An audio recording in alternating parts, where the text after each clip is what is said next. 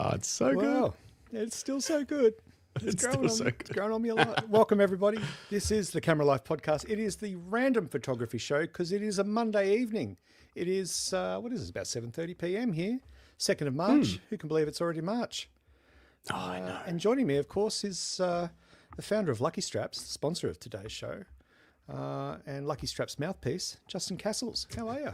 Mouthpiece. Yeah, sure. I'm good. I'm really good. I've had a great day. I had a good weekend, and I'm ready to roll. Yeah, I'm ready to roll. roll. Who else is ready to roll? Who? People in the chat.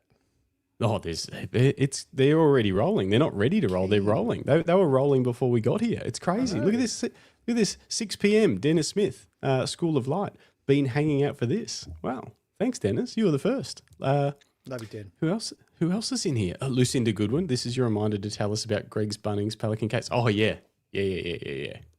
We'll get to that in just a minute. Philip Johnson. Good evening. Thank you. Kyle Atwood photo. Public holiday here in WA. I can finally catch one of these live. Yes. Have you been on live before, Kyle? Is this the first time? I don't know. Your name is not super familiar. We'll see. You tell us. Rodney Nicholson is here. Tweak Productions. Evening party people. Ooh, hang on. My speaker's on? I don't know. Evening party people. We're watching Walking on the Treadmill. We'll only stop walking when you guys stop talking. Need to get photography fit. Hey, that's good. Ridiculous. No, all right. So if we keep talking till midnight, will you just keep walking? Challenge accepted. Who else? Felicity Johnson. Flick, greetings from Gornong. That was the reminder to say, yes, the phone is connected, so you can actually call the show tonight, hopefully. It seems to be working. You can call us on +61 485 512 370 anytime you want. Rick Nelson photo. Hello all, heading home from work and getting KFC for the show. Wow. That's a treat. What a stark contrast to Tweak Productions walking on a treadmill. And Rick Nelson's getting KFC. I love it.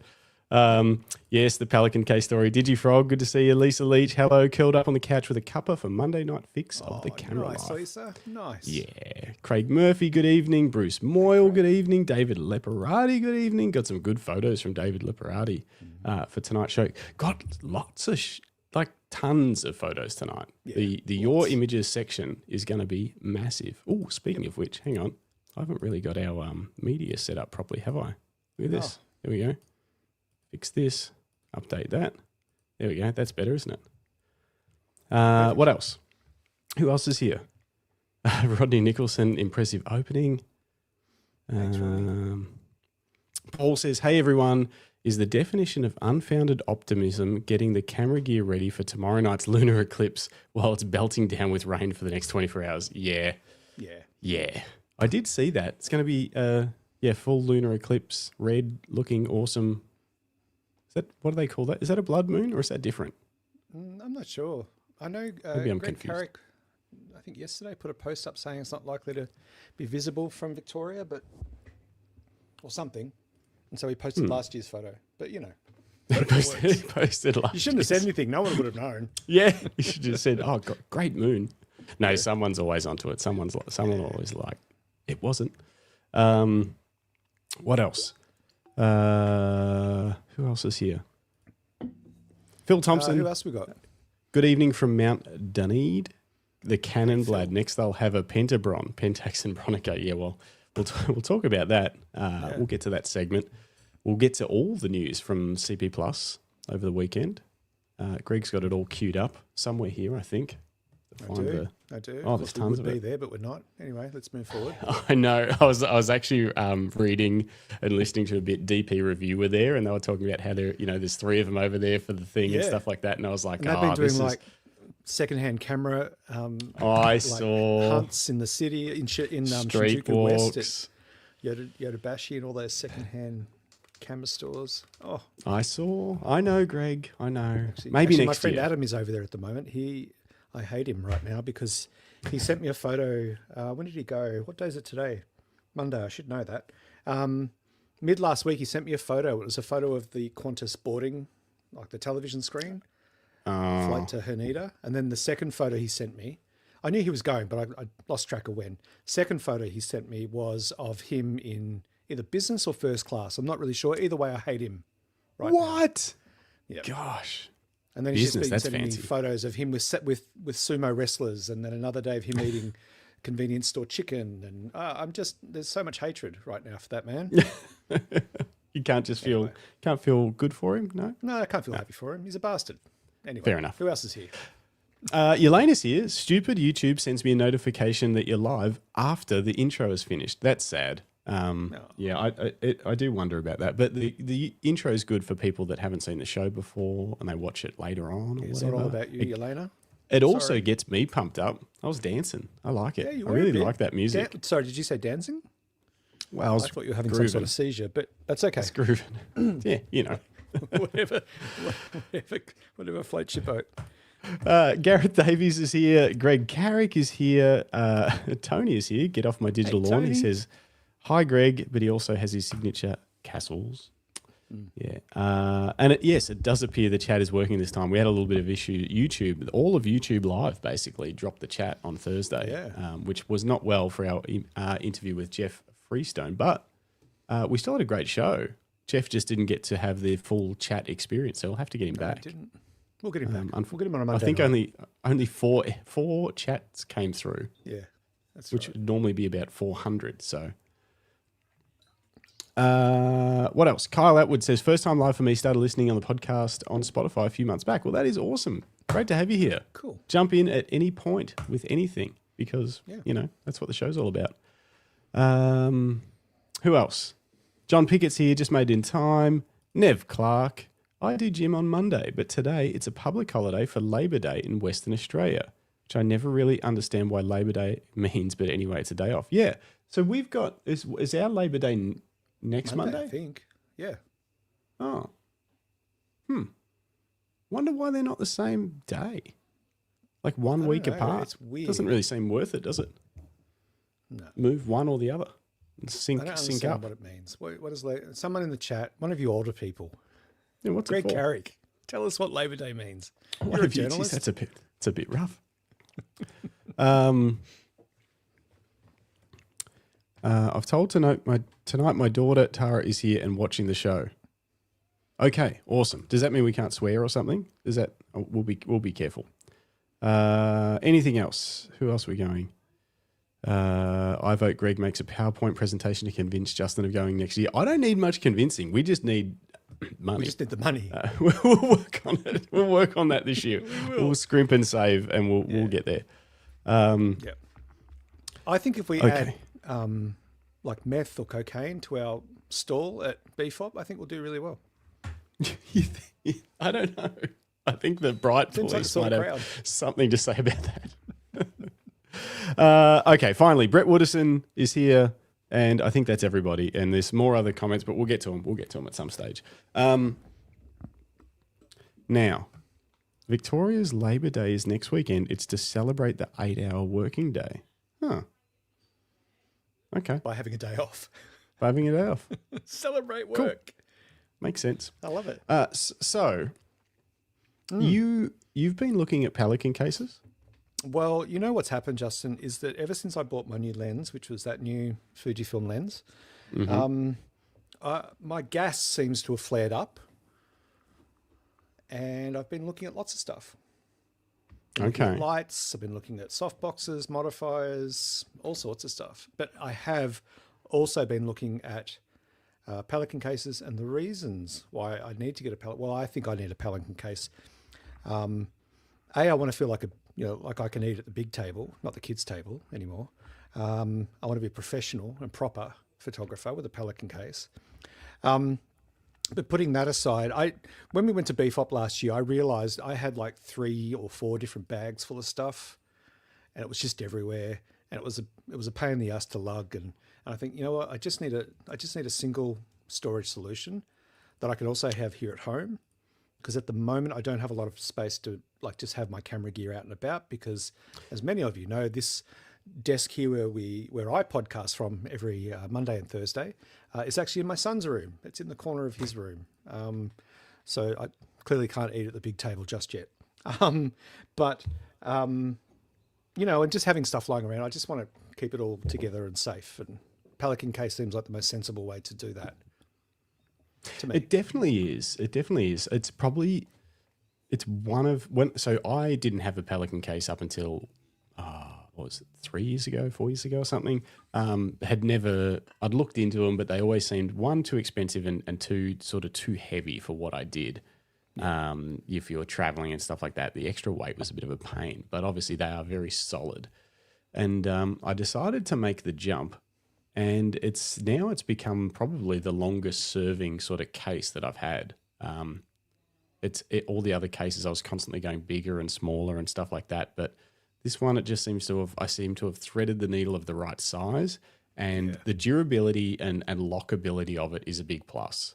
Yeah. You know, you can put a padlock through the whole things when you close the lid and stuff like that. It is a big plus. Mine, Rodney says one with wheels. Mine does have wheels, and I think I was looking at some. What's the other brand? Is it Nanook? Oh yeah, I had a look at those. Nanook. I think Bunnings sell them too. Nanook have a decent sized one with wheels, but and again, I mean, there's lots of options. Yes, there's different brands, and I was hoping to get something. Oh, hold the phone. I've got a hit on the cell already. I wonder who this is. Let's see if it actually works. Hold on, caller. Can you hear us?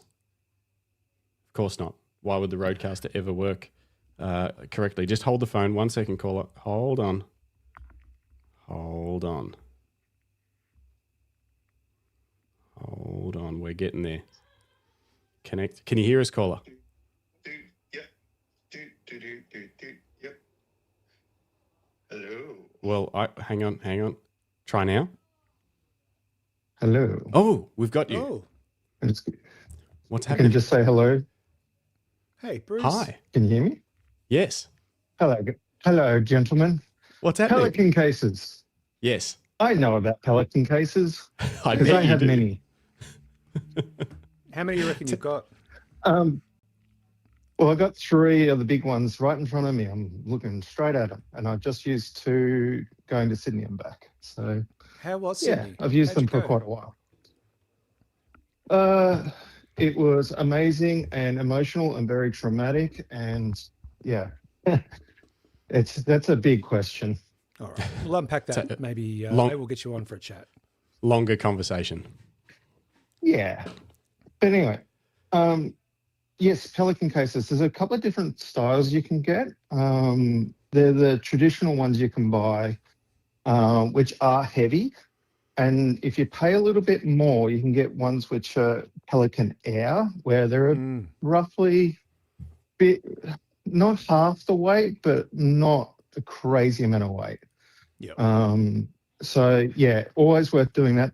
I've always used the Airs. I've never had any issue with my stuff traveling around the world. But that's the first thing. Spend a little bit more money on it for something a little bit lighter. And the other thing with it is that they usually have 3 options. There's an empty case, which has obviously got nothing in it. There's 3 or 4 options. There's a pick and pack foam, which I don't recommend unless you're going to put something in there. It's only going to stay that one thing, and you get it all cut out nicely and neatly and stuff. It's a pain in the ass. Just don't do it. Yeah. Yeah. Okay. Yeah, I've done that before. Cheap ones. Yeah. Yeah, and the cheap ones, it's just like the cheap ones. So don't even bother. The other one they do is called Tech Pack or something. Trek Yeah. Pack. Which Have you ever had one of those, Bruce? I'm really interested to know what that's I have like. one. Okay. I have one. I have one of the Trek Packs, and I have 2 with the padded. The padded bits. The padded inserts, which is more like your traditional camera bag, where you can like rearrange and stuff. Yeah. What do you think? My recommendation is for your camera stuff, do the padded one. They're a bit more expensive from memory than the Trek pack, or it could be the other way around. I'm not sure. The padded one, you lose a bit of volume because of the padded inserts and stuff, but you can rearrange it as you want, and it's nice and easy. The other one is more for and the reason why I have the other one is I put my lighting equipment in there because it's more rigid and it doesn't change very often. Yeah. So that one's more of a configure it once in a very blue moon and leave it. Whereas the padded foam one, you might configure it once for a very blue moon, but you might also go, you know what, I want to change it up today. I'm going to put a different thing on this trip or whatever. It gives you a bit more flexibility and a bit more assurance that it's padded. The Trek pack isn't padded. Yep. So Okay, it's not padded. That's good advice. I couldn't tell because I was I was pretty tempted on it, and I ended up going with just the regular. Mine's got like yellow padded foam, insert and that's dividers. the yellow padded foam. Yeah, and the other thing I liked about the yellow was it is easier to see your black kit inside. You don't lose little bits and pieces in a dark venue or something like that in the yellow. But yeah, I was tempted by that Trek pack because it looks pretty neat. It is neat. It's like core flu. Like you're basically doing like a reinforced core flu is the dividing. It's really clever how they do it because they give you a cutter in it, so it's nice and neat. And you can do rearrangement, and you can buy extra lengths later. I'm not sure how much that costs to actually rearrange it if you want to change it and you've already cut it too much. But I think it's more for rigid body stuff like lights and power cables and stingers and stuff like that. I wouldn't put my camera in it, put it that way. Yeah, especially not if you're traveling with it. You don't want it bouncing around. And because I've got a friend who years ago he got a Bunnings case, and then he went and bought his own core flute and some sort of little clips he found on Amazon, and a hot glue gun, and he just made his own inserts that he put inside the box. You could do that. Yeah, but interesting. Doing that. Yeah, it seems like a lot of work, but obviously there's always ways of doing it without paying for the original person's idea. Yeah, that's very true. Yeah. All right. Well, that's good advice. I think for me, thanks. I don't travel a lot, obviously, Brucey. But not like you or Dan or even Justin has his, he throws his in the back of the van quite often when he's doing jobs. And that's when I sort of got the idea from BFOP last year, because I think you and Jim both brought in. Jim he's not running a Pelican case yet. He is, he has thought about it. I think he's just, you get FOMO when you see other people's stuff. And I think he's thought about it, but I don't know if he's made a call yet, whether he's leaning that way or not. Speaking of Jim, he might come on the show tonight. So if anyone wants to make a guess at what minute into the show Jim might arrive, if you guess the right minute, we're at 18 minutes in now. If you guess the right minute, I'll give you a prize. Throw your guess in the chat when you think Jim might pop in. I'll say 32 minutes. 32 minutes. He literally just entered the back of the studio now. Well, never mind guessing, guys. Never mind guessing. No prize for anyone. He has arrived. No, Jim, you're not allowed to put Jim on air until 32 minutes. He just slid. Are you sure? I can leave. I can't see you guys. I'm only on the phone. So. Well, that was perfect timing. Damn. Jim, we'll just have to catch you up. Tony's just throwing some shade in the chat. Oh yeah, he is. So Justin was just saying Jim should be joining us because we're talking about Pelican cases and whether you had one or not. And Justin said Jim should be joining us. For those of you watching or listening, throw in the chat how many minutes you think it'll take for Jim to show up, and I'll give you a prize. And then you dropped into the studio as soon as he finished speaking. Like 10 seconds after I said that. I got to fix my focus. Yeah, I'll be back. Oh, Nikon's doing that thing. No, I've been working today, so it's probably somewhere else. I'll be back. Okay. Is Bruce still with us, or is he gone? No, he's still here. I'm still with you, but is that all the questions? That is all you need from me, guys? You may go. Oh, class dismissed. Thanks, Good Bruce. to hear, mate. All right, see you. See ya. See you, buddy. Bye. So Sorry, I was late but early. Yeah, no, it was Yes. perfect. It was about as good a timing as it can be. Gareth was going to say 400 minutes, but no, you just popped in straight away. Just quickly before we get into it, that was Bruce Moyle. You too can call the show. Anyone listening while we're live can call the show on +61 485 512 370. If you're in another country, you just got to figure out what the dial out code is. The +61 is the Australian thingy. Yeah, call us. Yeah, Jump in at any time. let us know about your Pelican experiences. Pelican case, hard storage case. How do you store your camera gear?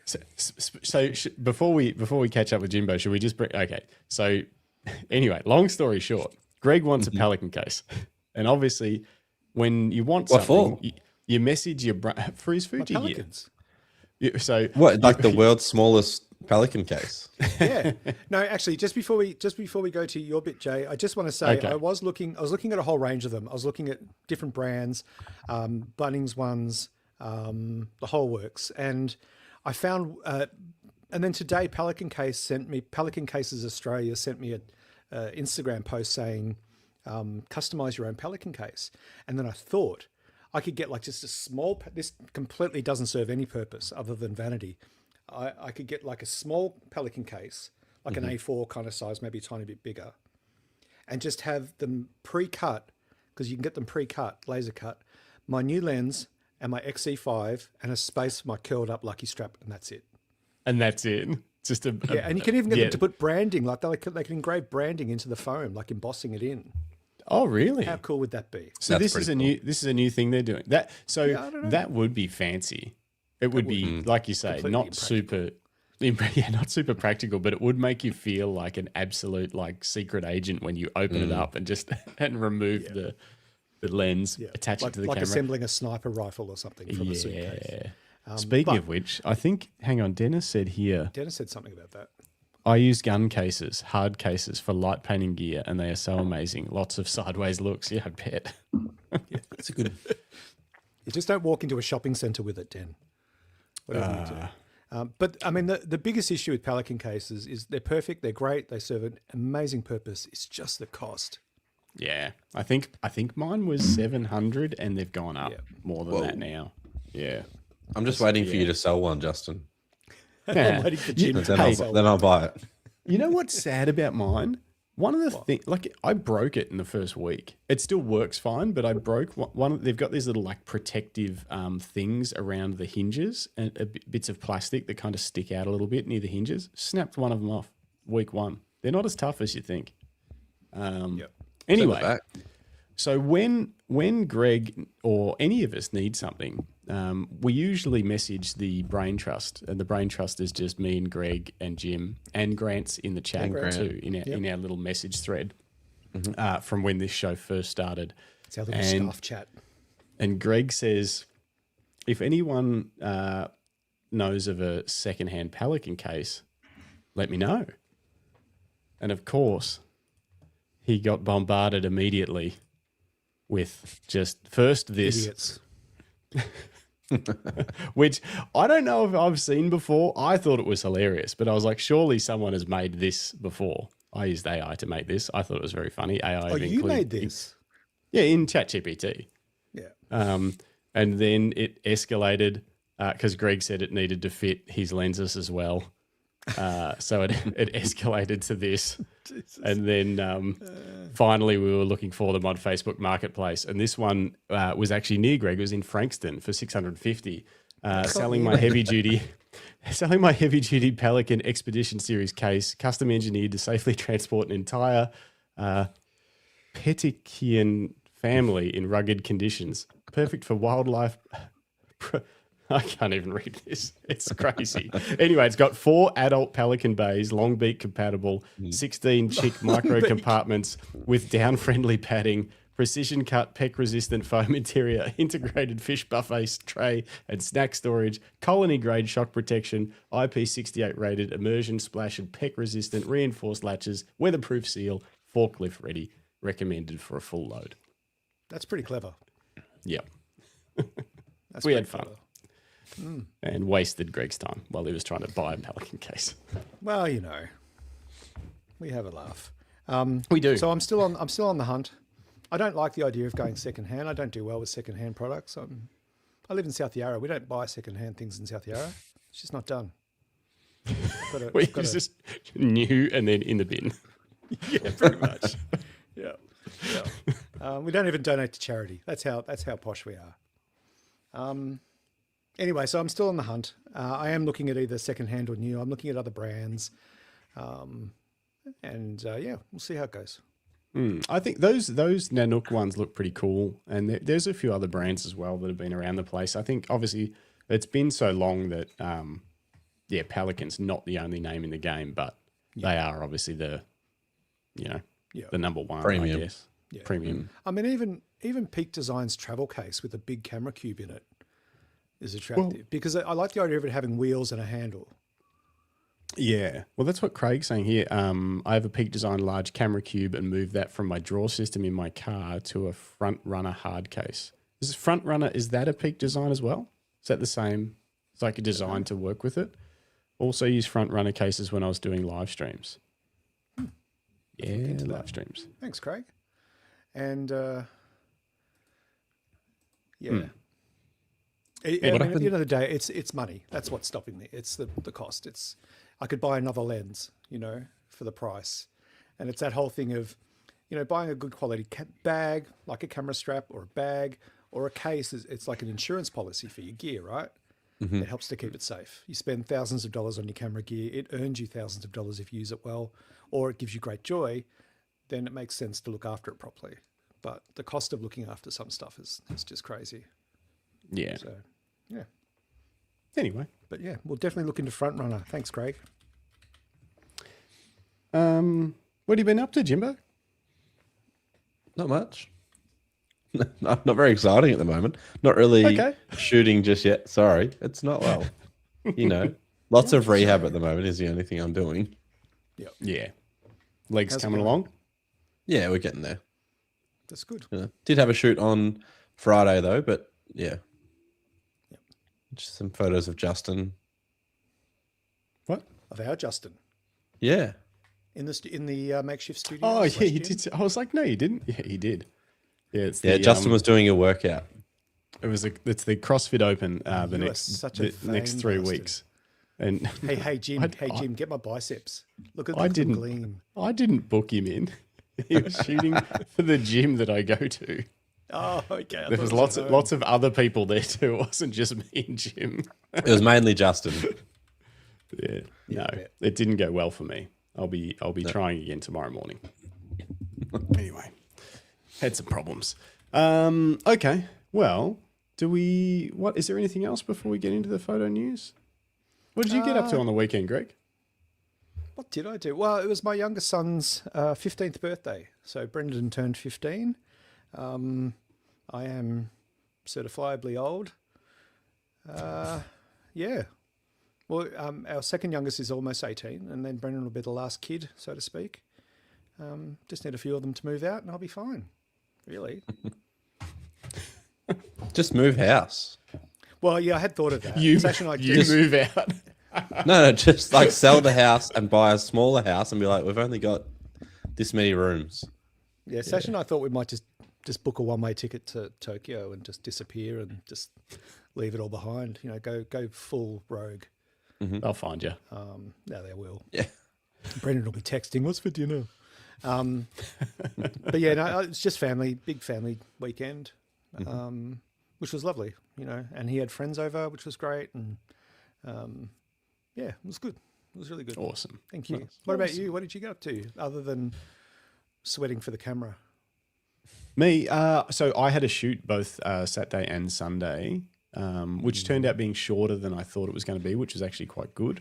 It was here in Bendigo. I'll show some photos of it in the Your Images section, but it was that rescue competition for the company that I normally do a lot of work with. They were involved in running it, and yeah, I got to follow one of the teams around and take photos. It was really cool. Yeah, super fun. Nice. Very cool. Yeah. Good to hear. Okay. Because you could do with some practice. Hey. Let's jump to the news. Yeah. I mean, lots of news. Lots of news. CP Plus on the weekend. CP Plus is on, folks. As we've been talking about for a couple of weeks now, CP Plus is here.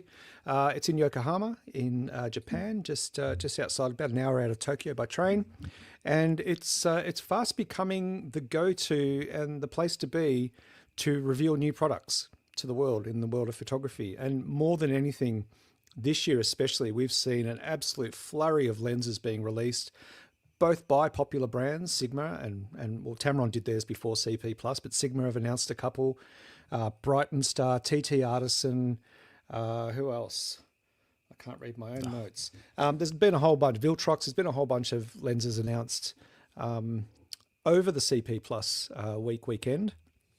And you may have heard at the start of the show, I've got a friend who's actually there at the moment, Adam, and he's there representing a couple of brands, Lauer lenses. He's the rep for Lauer in Australia, so he's over there at the moment and having an absolutely fantastic time, sending me photos of everything Japanese. That's driving me mental, so I really want to be there.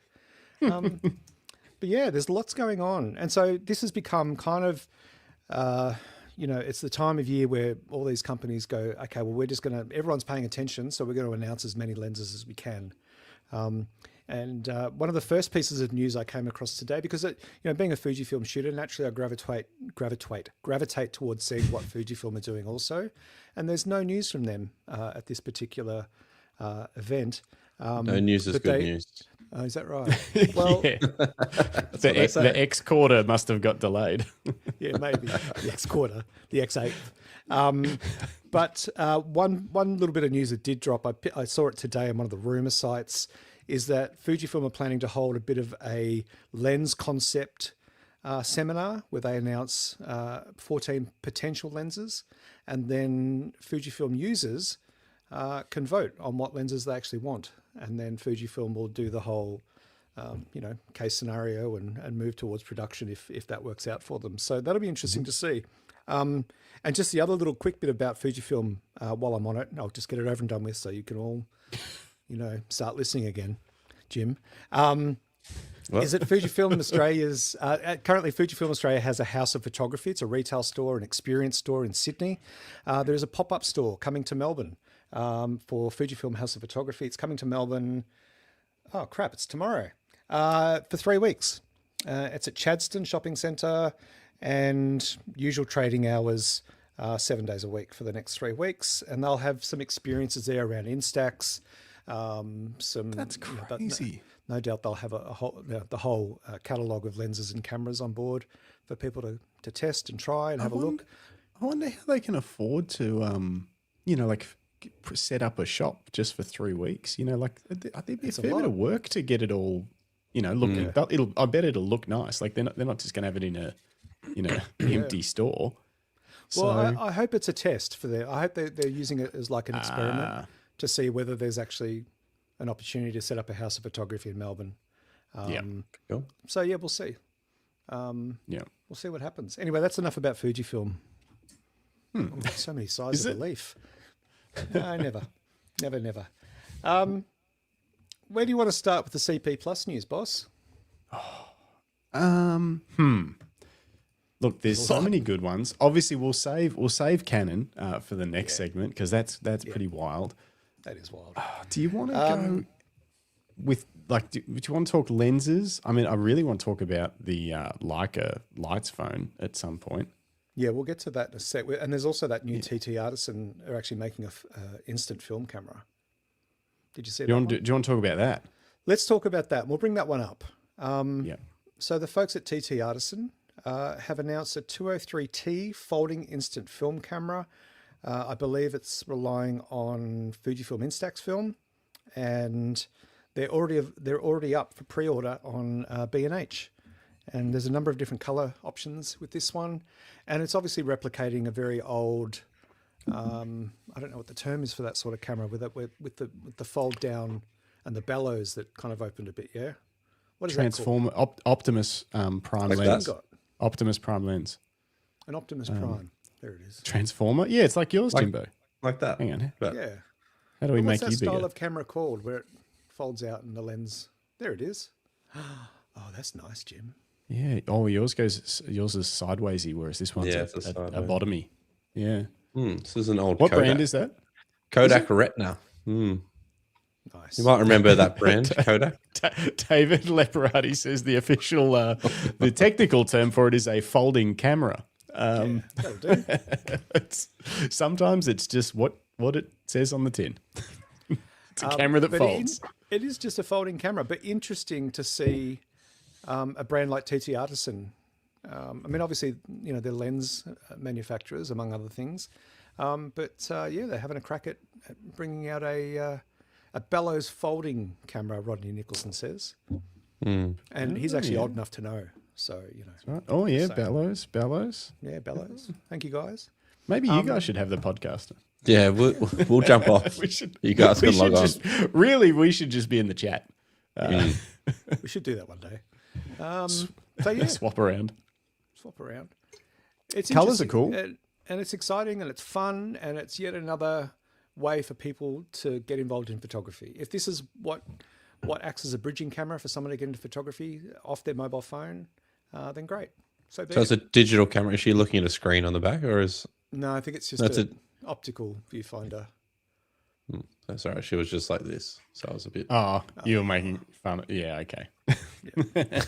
Oh, I see. Product photography, lifestyle photography. It's always a bit odd, They're like, no one will pick up on that. except for Jim. Sorry. Yeah. You ruined their whole marketing plan. Yeah. No, no. All right, you have to go back over here. Yeah, I was gonna say, why am I over there? I'm never there. I made you big. What else? Okay, so that's instant Instax film. So same as Fujifilm film. They just buy that. Yep. Exactly the same. So it's just another option in the Instax ecosystem. Yeah, That's cool. Yeah, That's got to be good for Instax. yeah. Well, Yeah. Instax are doing well already. You know, So to keep making film and making it more affordable and yeah, more available. absolutely, and 'Cause, more like- options for people. Was there like, I don't know, a couple of years ago that it was like they were running out? I'm not sure, Jim. I don't know I if could they've had ask, a shortage on that or not.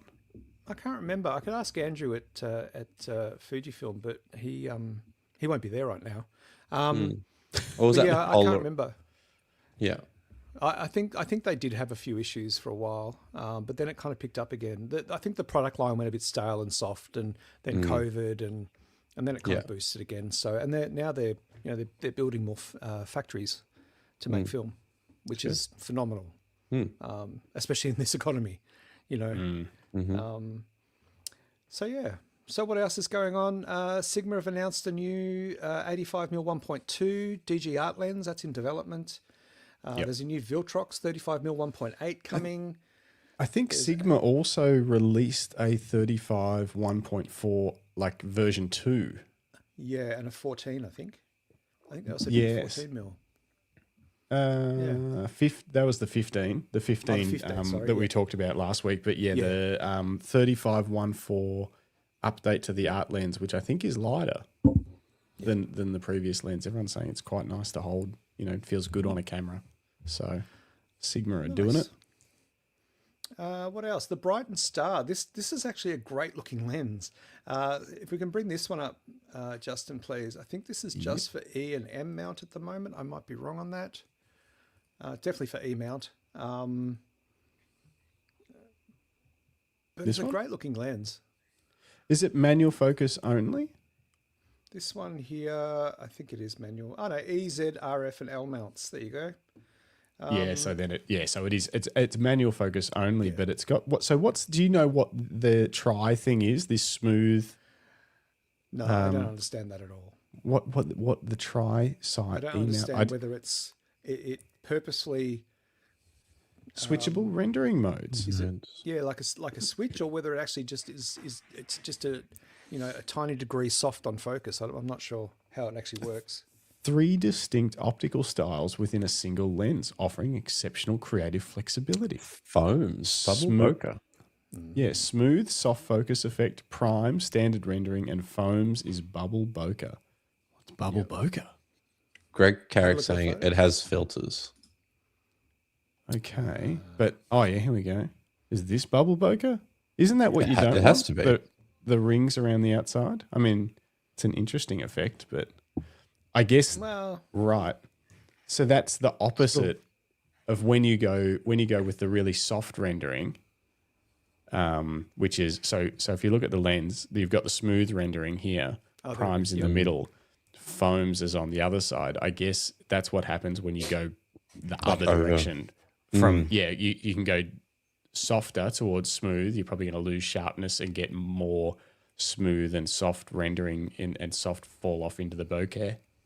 But then if you go the other direction, as Greg Carrick says, you get onion ring bokeh, which is what most people don't want in a lens. But I guess if it's a creative control, then yeah, you can use it when you want it.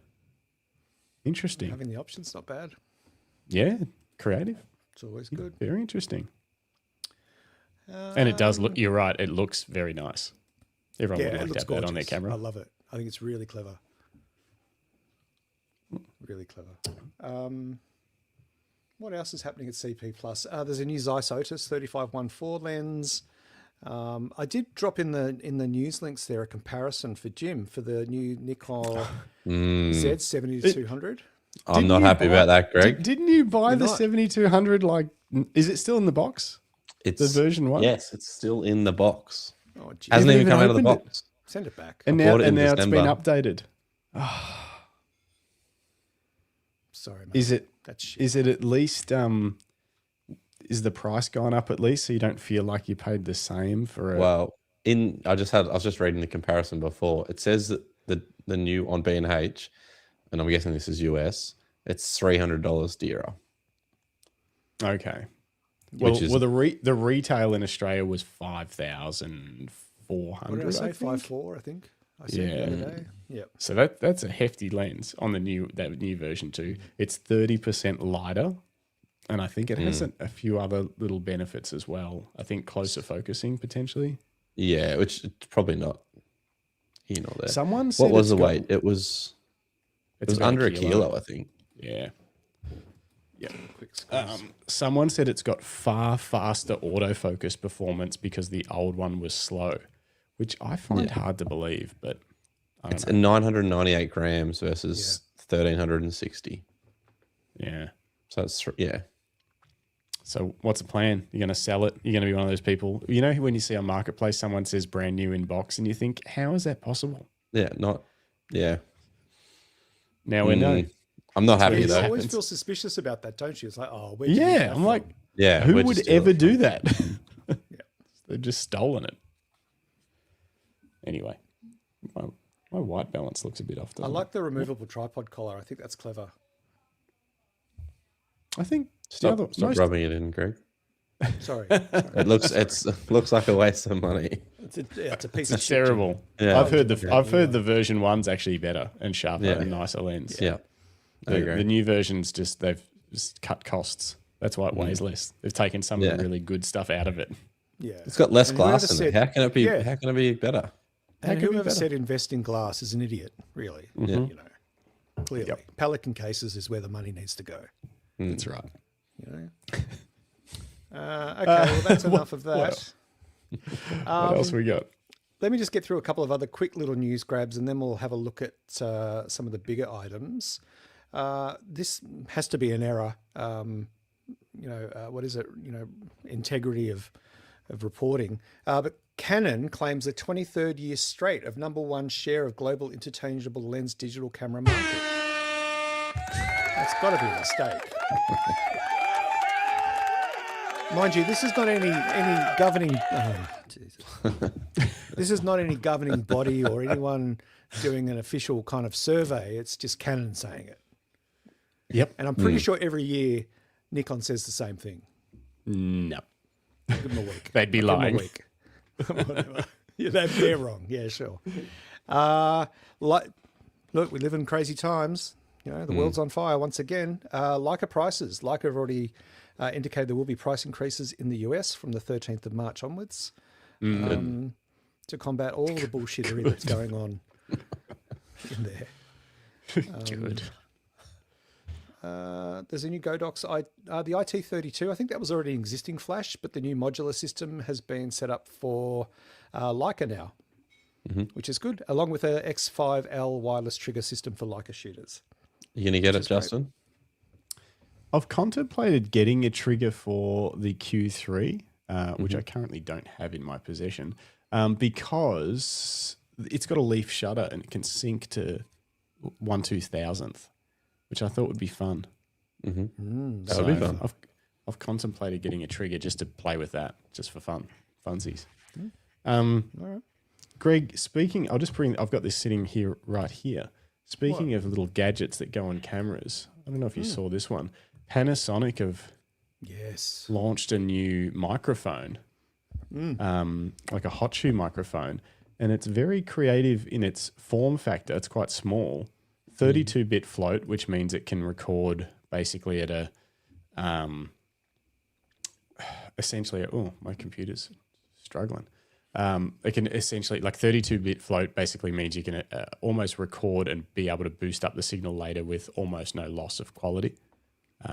In a nutshell, just means it's like having like extra color bit depth, but this is sound wave bit depth. But it's so tiny and it's got different like pickup patterns, so you can change the direction that it wants to pick up from behind and in front, and different sort of polar patterns.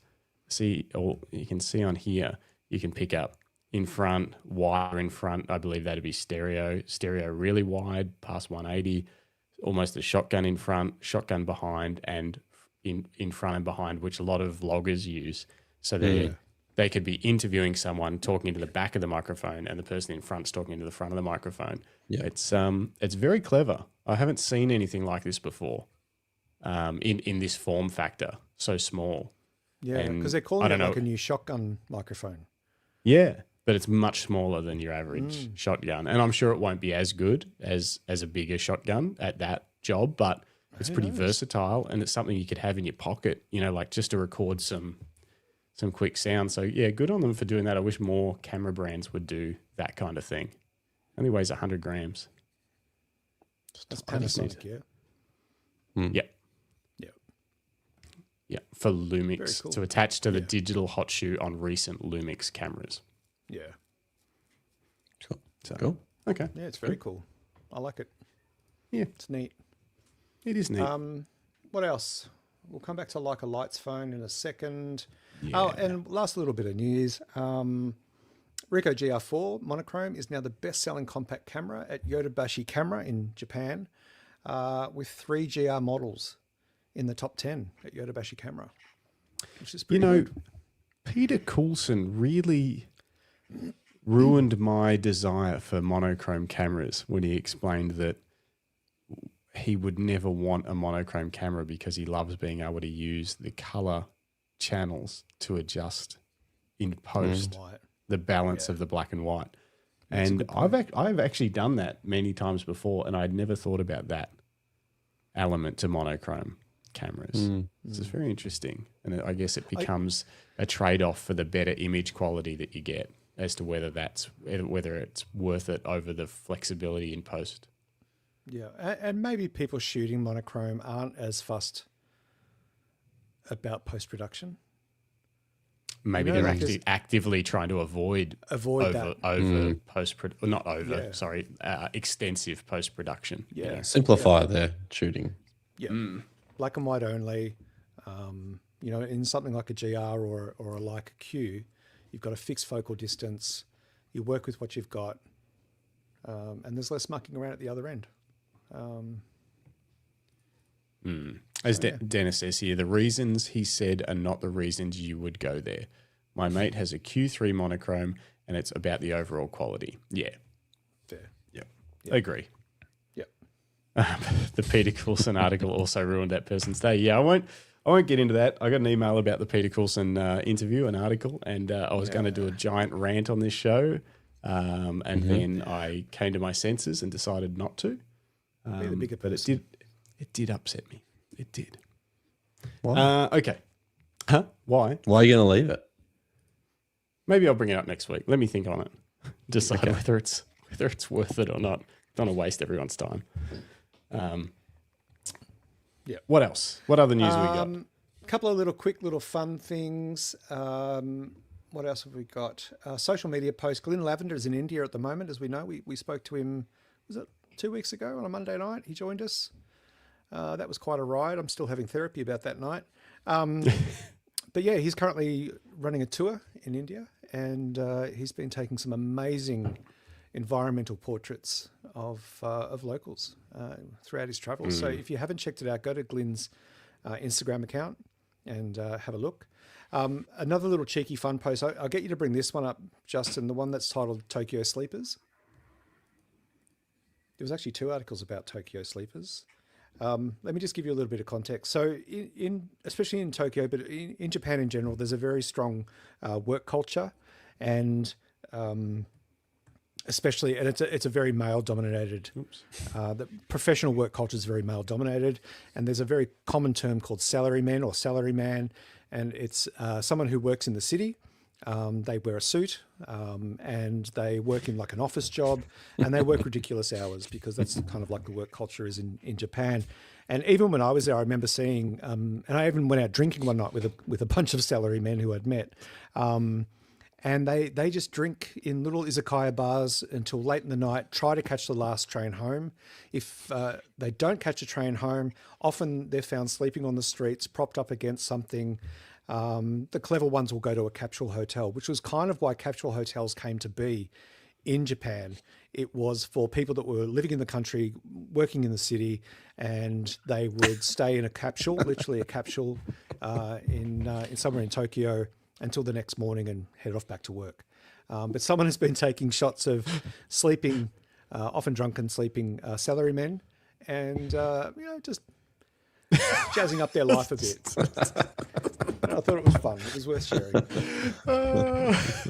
If you're listening on audio only afterwards, this is why you should every now and then pop over to YouTube and have a look, because these aren't really describable. They're just great. Added some arms to that one. Yeah. I was going to say there's got to be some. I was going to Matrix bullet time. That's the best for sure. This is great. Oh dear. Okay. Okay. So that's about it for the news, other than our big ticket items. Let's talk about the phone. Let's talk about the phone. Let's talk about Leica. Yeah, let's talk about Leica, the Lights phone. Is that how you pronounce it? Lights phone? Yeah. Let's go with that. Leica Lights phone. So here we go. Leica has made phones before, the Lights Phone 1 and the Lights Phone 2. This is different. This is Lights phone. Not Lights phone, but Lights phone. I don't know why they decided instead of making this the Lights Phone 3, but they called this the Lights phone with no number. Is a little confusing, but interesting. So the first 2 were manufactured by Sharp and exclusive into Japan only. They were pretty bulky looking things. Do you remember them, Greg? Do you ever remember seeing those pop up in the news? Yeah, they look pretty cool, but it was sort of fairly impractical. And the fact that they were locked to Japan only was just sort of a thing. And so, but the new one, do you know how to pronounce the company that makes it? Is it I call it Xiaomi. Xiaomi. That's how I say it. I don't know how you say it.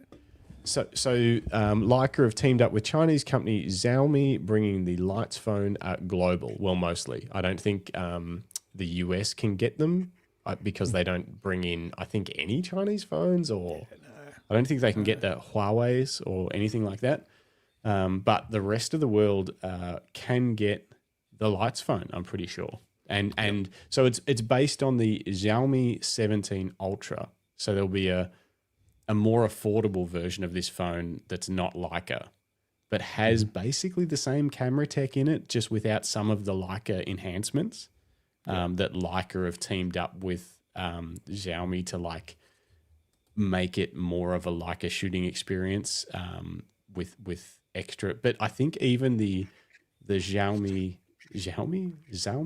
anyway, the 17 Ultra, the regular non-Leica version, still actually has some Leica looks in it, like their version of Fujifilm film simulations Film sims, is in the regular version, and then there's more of them in this version. So it was co-engineered with Leica. There's significant crossover between the two smartphones in terms of overall features, but the Leica-fied, this is on the Petapixel article, I like that, the Leica-fied Lights phone takes the Xiaomi 17 Ultra's well-placed photography obsession even further. So anyway, it's got this mega like camera bezel here. And so it's knurled. The Leica version. So the Xiaomi version is just that. It's got that with the same lenses and stuff in it. The Leica version's got this knurled ring around it that you can turn that actually changes. You can change your exposure or what, like you can preset it. Yeah, it's a physical dial.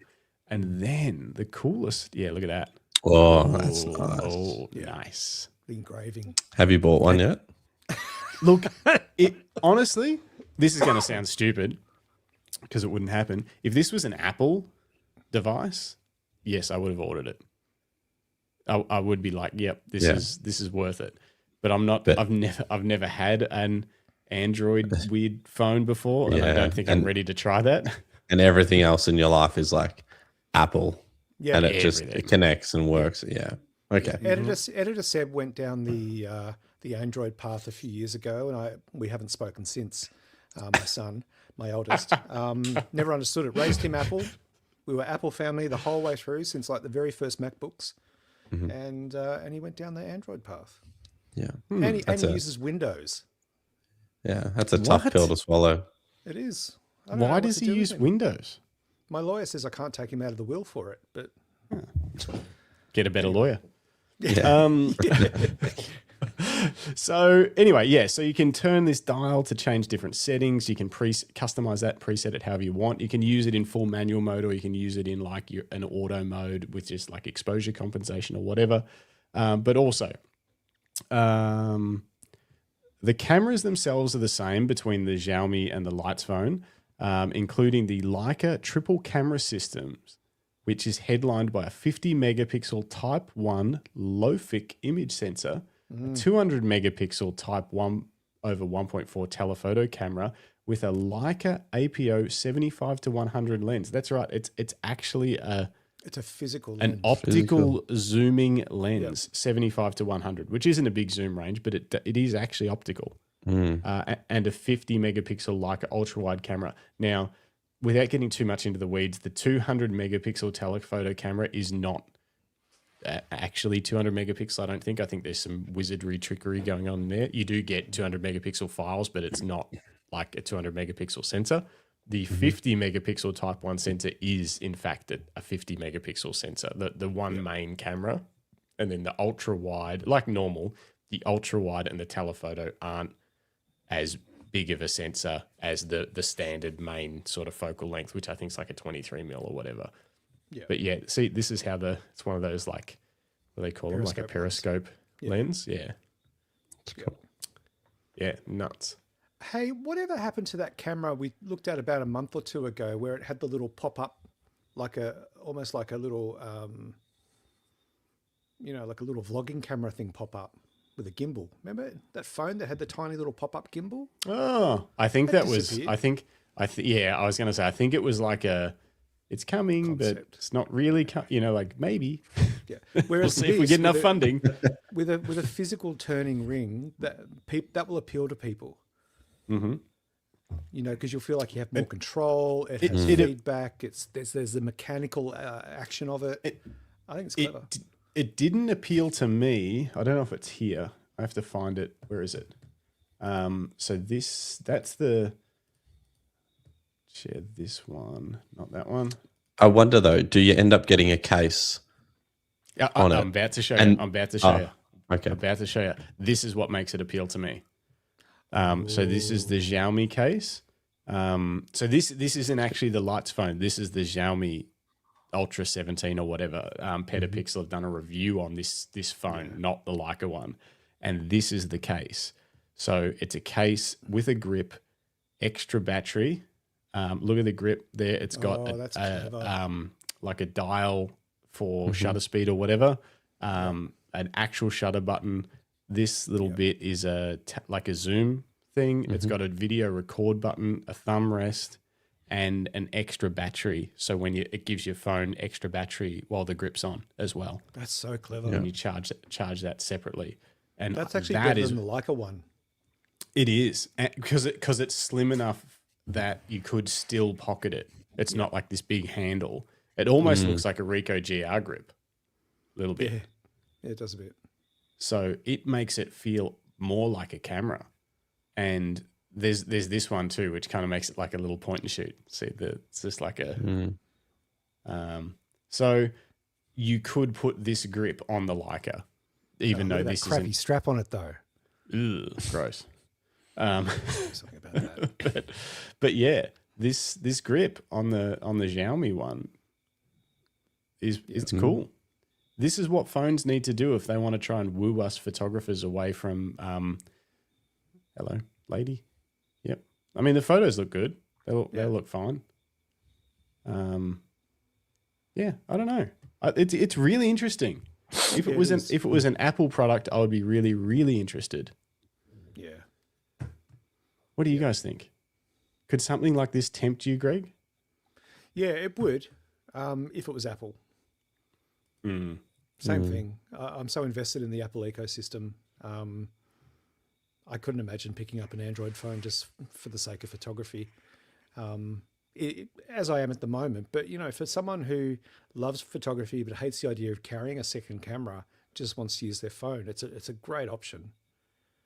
You know, and it's got some of that, especially with the grip, it's got some really tactile experiences for you to feel like you're actually creating images. You're not just snapping, you're actually making thoughtful choices.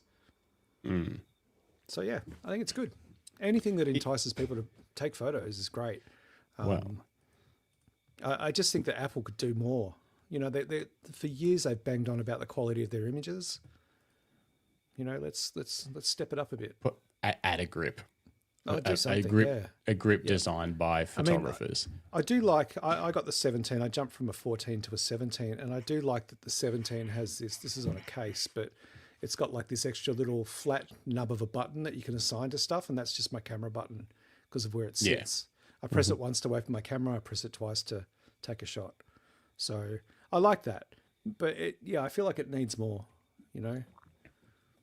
Yeah, it definitely could be better. And there's even ways the app works that I mean, it's probably good for most people, but as a photographer, it's clunky to try and adjust exposure compensation and stuff like that. That could all be much neater. It tries to stop you thinking about like being in charge of your own editing. Like it gives you options, but they also sort of give you an overabundance of preset things or an AI stepping in and changing stuff. So anyway, it's perfectly good. Rick Nelson wants to know, what if Canon or Fuji made it instead of Leica? Would you buy a Fuji phone, Greg? Not the first one, no. Yeah, you would. You would. Yeah. Go with the shoes. You tried to be like, no, I wouldn't buy the first one. I tried to be adult, the first one's right? always. You'd be like, nah, got it. No, I would. Lined up. Actually, no, I'd be sent one. I was going to say, he wouldn't buy one. It'd just be sponsored. Yeah, would. I would definitely have a crack at that. What about you? If there was a Canon camera, would you think it was a silly idea, or would you?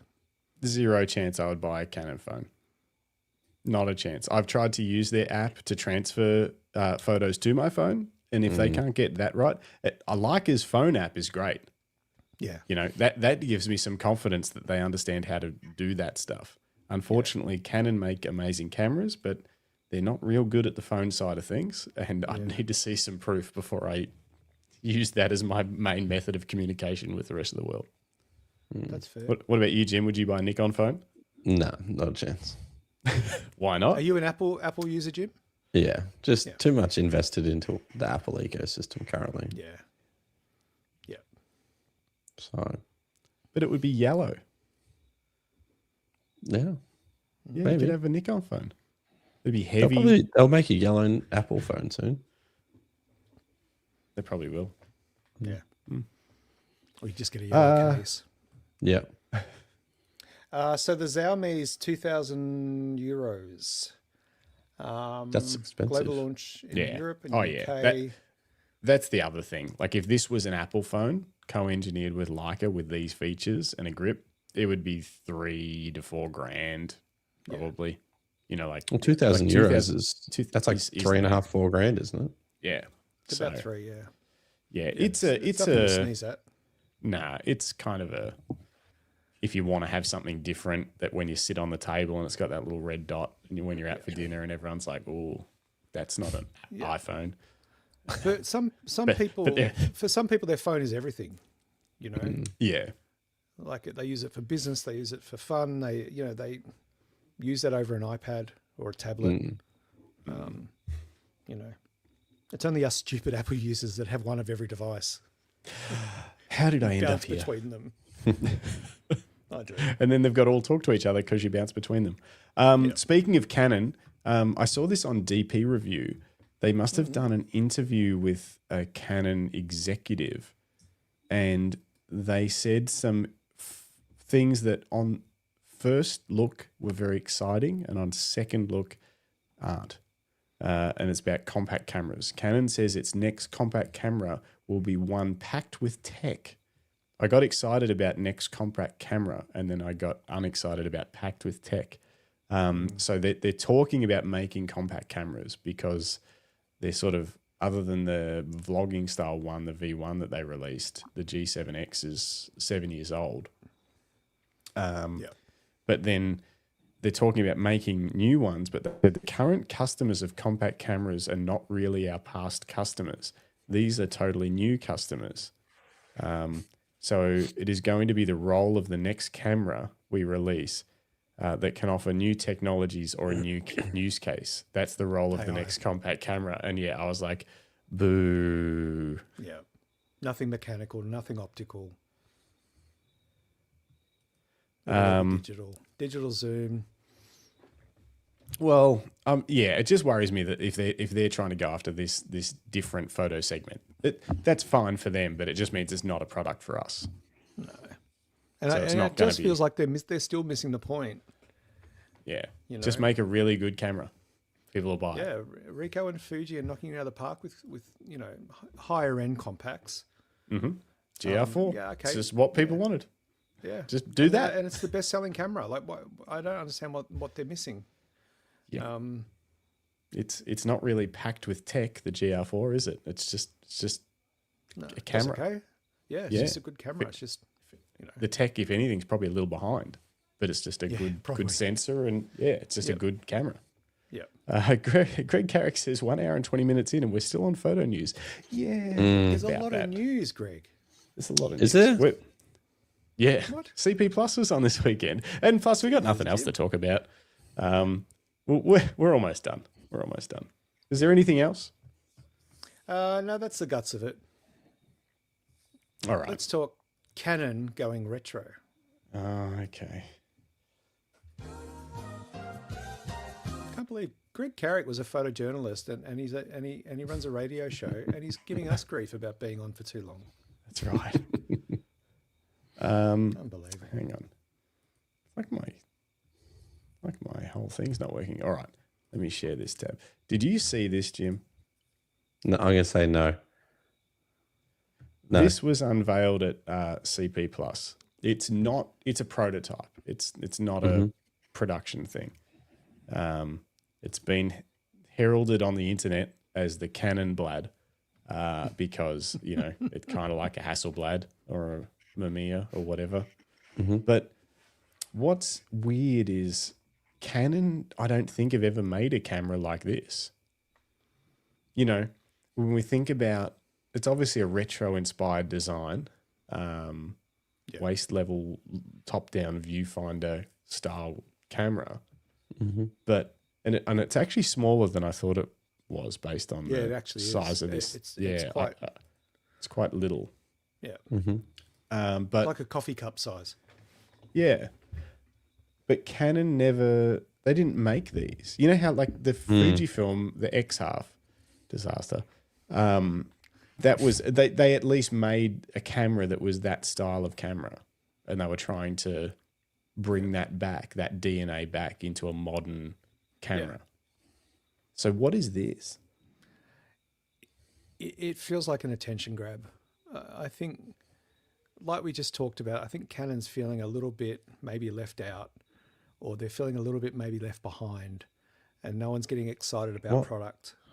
But they're the number one share No, of global interchangeable lenses. They claim that. They are. That's a fact. To claim. Anyway, so there's 2 concept models, and Justin's got them up on the screen here now. Can you make them bigger? I'm trying. I think my computer's Can going you to die. double zoom?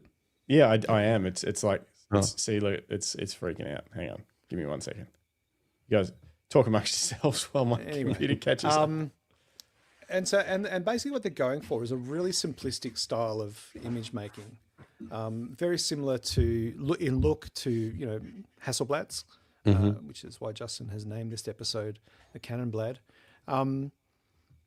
Very simple controls, very simple mirror system on the inside. And it's really odd. And one of them, the one with the gold kind of brassy knob, is a better quality one. The other one looks very obviously 3D printed, and it doesn't, like, it's a concept. It's not a real thing. But I'm pretty sure one of them was actually working in the show, or at least they were showing it off. But yeah, at this stage, it's purely a concept. There's no talk about pricing or delivery dates or it going into production. I think it's just an attention exercise to say, hey, look, we can be innovative too. Gosh, this page is killing me. The good news is I heard Justin just ordered one. He's crowdfunding it all himself, entirely on his own. With the Sold 50 mil. boat, sold the houseboat. He's backing it. This is better. This is better. All right, here we go. So there was, as Greg said, 2 models, Model A and Model B, and I think they were letting people vote on which one they liked the aesthetics of better. Yeah, Definitely. So, well, yeah, interesting, because obviously A is more traditional retro camera styling, and B is like a modern spin on it. yeah. I wonder, is it possible this is a way for them to gauge feelings on a design style for a completely different form factor camera? More of like if they were going to re-release, you know, like a retro style, not re-release, release a retro style camera, like say an X100 competitor or something. Are they trying to figure out whether they should go traditional retro or a modern spin? Yeah, it's interesting. Maybe. I don't know. I like B better. I think they're both good. a mix But of A both just would looks- be Hey? a mix of both would be probably better. Yeah. But And is it fixed? Is there intention for it to be fixed lens, or is it going to be that they're playing around with the idea of their medium format, with a medium format concept? Because, you know, if they made, I mean, it's small, but Well, this it was kind a of has that tiny. form factor. This was a tiny sensor though. This was like Yeah, it was, wasn't it? a Type 1 or whatever, like a 1 inch. Yeah. You know, like not tiny, but you know, it wasn't. Yes, I think there were a lot of comments. I was reading a lot of the comments, and one of them was, if this was a full frame with an RF lens mount, sign me up. Yeah. And that makes sense, but also would many people really buy that when they could just get a normal camera and you know, Well, flip again, the thing it out? comes I don't back to know. that looking for a different experience. You know, we just talked about the Mm. Xiaomi. We've seen the Sigma BF last year, came out with that unibody, that aluminium block unibody. I think people are trying to see what sticks. You know, they're throwing out ideas and seeing what catches people's eye, and you know, if they can turn into a viable product, then that's great. I mean, it's not like they don't have the technology to make this a reality. Of course they can. You know, them better than anyone, according to Justin. You know, because they're the number one. But yeah, of course they could do something like this, and maybe this is also just a little bit of a let's get a sense for what the mood is towards something like this from Canon. Yeah. But and again, maybe it's just a very simple shooting experience. It's a fixed lens. You know, it does very little. It has very few bells and whistles. Or perhaps it pairs up with a smartphone app and you control the whole thing with a smartphone. I don't know. Would it be amiss if if it was a small sensor like the X half. Let's say the image quality was like the X half. Would that be a miss? Yeah, for sure. I think so. No one If it was, in this day and age should put out a camera with that image quality. no. Not for anything over $1,000. Yeah. I think with how complicated it's probably, I know it's obviously simple and small, but it's a complicated viewing Yeah. user experience. I don't think you'd want it to be that lower quality because it's not something you can like quickly bang. It's Yeah, and it's also got it's got a top-down viewing style, hasn't it? yeah. Yes. I One think of them that's had a screen.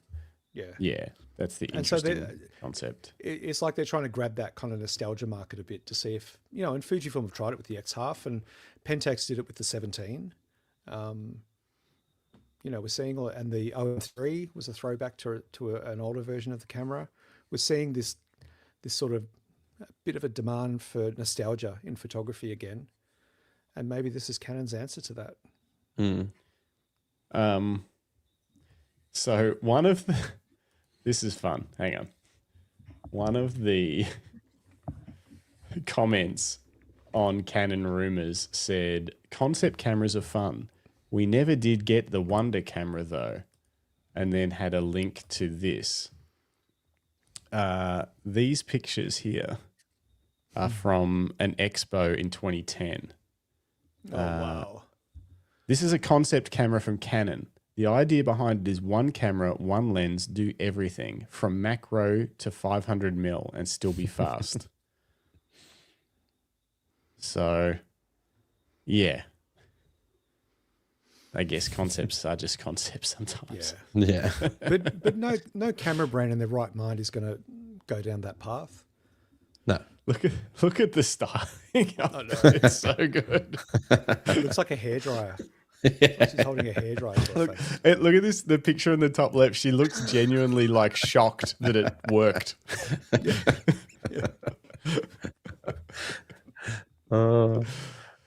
Okay. No wonder the news takes so long. That's probably better than that other one, to be fair. So Definitely better than the X-Half. So anyway, look, it's interesting. It's got the waist level viewfinder system, allows shooting while vertical, projected live image on the screen. For some reason, it has to bounce around a heap of mirrors to get to the sensor. I don't understand how this works and why you wouldn't just have the sensor behind the lens and a EVF on the top, like a screen on the top. I'm not quite sure. I think I'm missing something. Maybe they're just going purely optical. Yeah, I guess so. No, there's something going on because it said okay, light enters via a fixed lens and is redirected by two mirrors. The first bounces it upward. The second projects it onto a special screen, in the waist level viewfinder, mimicking ground glass for a film-like texture with visible blur and bokeh. Okay, so it is, it is an actual light passing through as opposed to an EVF or whatever, an LCD. 1 inch, 6 megapixel sensor.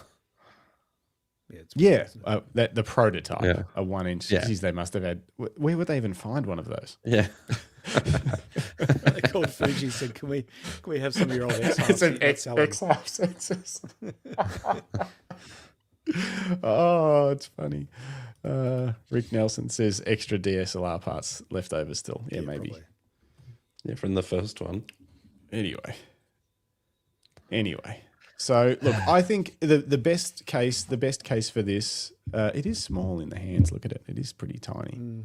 But a few other commenters also mentioned, like, hey, this kind of thing, not from Canon, and who knows what the image quality of this prototype is, but you can buy toys of these on Temu. Yeah. You know, like we've seen toys of these. They're $150, and they're small, they're plasticky, but they are. And they've got a screen for the viewfinder, and definitely not this system, not an optical viewfinder, but you know, it's hard to compete with toys unless you've got great image quality. And I think that's the trap they would fall into if it was just a fairly basic thing. Nostalgia's great, but you still need to be able to capture great images. If it's going to cost $1,000 to $2,000, then yes, absolutely. If it's $299, then perfect. 6 megapixel sensor, sure. Yeah, easy. Anyway, Put it on a keychain. Just hang it off your bag. let's just hope that this is a sign of things to come, because Canon's always shied away from the retro thing with their modern cameras. So maybe this is them testing the waters to get people's thoughts on design cues for, like Nikon have done, what's it called? The retro style Nikon full frame camera. The Z. Oh, like the DF. Oh, not the FC. Yeah, there's two, and there's the Z version. What's the Z version called? ZF. ZF. So Nikon have done it. Canon have always been scared of it. Maybe this is maybe they're just testing the waters. Testing. I'd be hopeful for that. And let's hope that it's not hopefully it's not another cosplay camera. Yeah. Okay. We don't need that. Jim, you've saved the day today. Have I? Because up until you were coming on the show, this was going to be called What's Not in the Box, because I didn't have anything and Greg didn't have anything. So it was going to be us talking about stuff that we didn't buy this week. But you've got a box. Yeah, it's just got a 7200 in it. Is that what you want to open up? Yeah. Didn't you? Let's finally have a look. Is it even in there? I actually don't know. Or is it There's just a rock in there. Yeah. Version 1, 70 to 200, opening it when the version 2 comes out. That's sad. But you got another box as well, didn't you? I do have another. It's over there, though. All right, That's okay. We'll go get it. I'll make you big and let's open it up. We'll finally get to your images. We're on time. We're doing it. Oh, look at it's a big box. Oof. Manfrotto, made in the UK. No shit. No. That's cool. Hello, I'm back. Can you hear me? Yeah, we can hear you a little bit. Do you want me to open it, or you just want to see the box? No. Open that bad boy up. Hopefully we can. This is what happens when Jim comes on podcasts. He buys stuff. I like it. Yeah. Who inspired this purchase, Jimbo? This was Richard Grenfell. Probably Nice. My cord is very long, but Oh, look at it. Look, Bruce is onto it. Has Jim started putting into place the notes from the interview 2 weeks ago? He sure has, and this is one of them. So, Richard Grenfell, boudoir photographer from Thrive. He was using this very product in his studio when he gave us a little tour while on the podcast. This is quite hard to do with headphones. You're doing a good job. It's very noisy. I should mute you.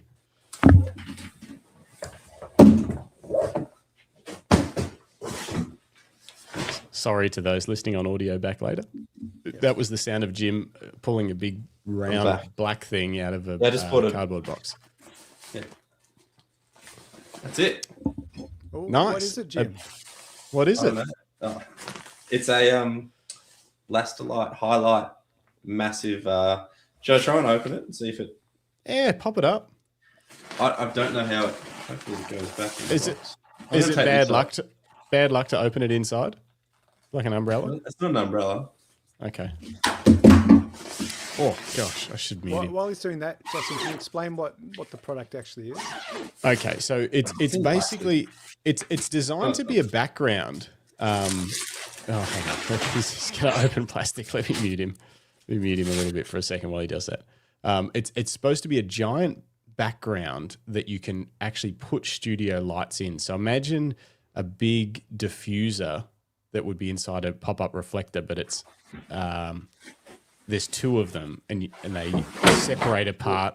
Jeez, are you okay, Jim? They separate apart about 30 centimeters, and then you put your strobes inside it, and then it becomes just a giant softbox, or becomes a giant background. So if you can see behind Jimbo now, if you imagine if we put a light in there.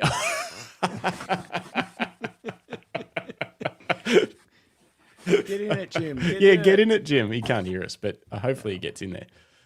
So yeah, if you put studio lights inside there, you can actually blow the whole background out, or you can use it as a big softbox. I think there's Nice, more Jim. parts in the thing. There's some poles that might make it more stable. We were hoping you were going to get inside it, Yeah. like SpongeBob. It's actually bigger than me. Yeah, you could use it as a background for you. Yeah, it's huge. That's cool. You could put the video lights in there and make it a podcast background. Just be white. Greg Carrick says it's a camping tent. Yes. And Lucinda Goodwin says, good luck putting it back in the bag. Yeah, that was it looks like the bag's supposed to be used, so I think it's gonna twist stuff. Twist it. Yeah. But that might be tomorrow's job. Yeah. Well, That'll be get it out of your office first. I mean, Well, yeah, I banged a few 3 walls. weeks. Yeah. Be in there till you have your next meeting. Yeah, probably. I had one today, so Awesome. Well, that's exciting. I'm keen to see some images that you make with it. yeah. yeah, I'm keen to try and make it work. Well, Speaking of can Lucinda, she did ask a question before. We did probably won't get into it today, but might revisit it another time. Where is it? Can't find I'll try and find it. She said, Jim, do you have any more updates on that client? Lucinda, I have heaps of updates on that client. Do you? Yeah, like it's probably a segment. Really? So we need to schedule it in. Well, Okay. there's been a few updates. There's Okay. the finalization of what we spoke about in last year, and then there's been 2 more updates since. Really? Okay. I know All it's a right, segment, but it's an interesting Yeah. chat. So yeah. but I know you've got a few images, so we probably don't have time for that today. I was going to say, yeah, we probably don't have time tonight, but we'll do it next time. We'll do it. We'll go back because we'll have to recap for the people that missed the first set. So we just, so they know what happened, and then we'll get some resolution, hopefully. Well, Maybe. yeah. Okay. Is there anything else before we get into your images? The images. No, I don't think so. I think we're good. Let's get into the images. Okay.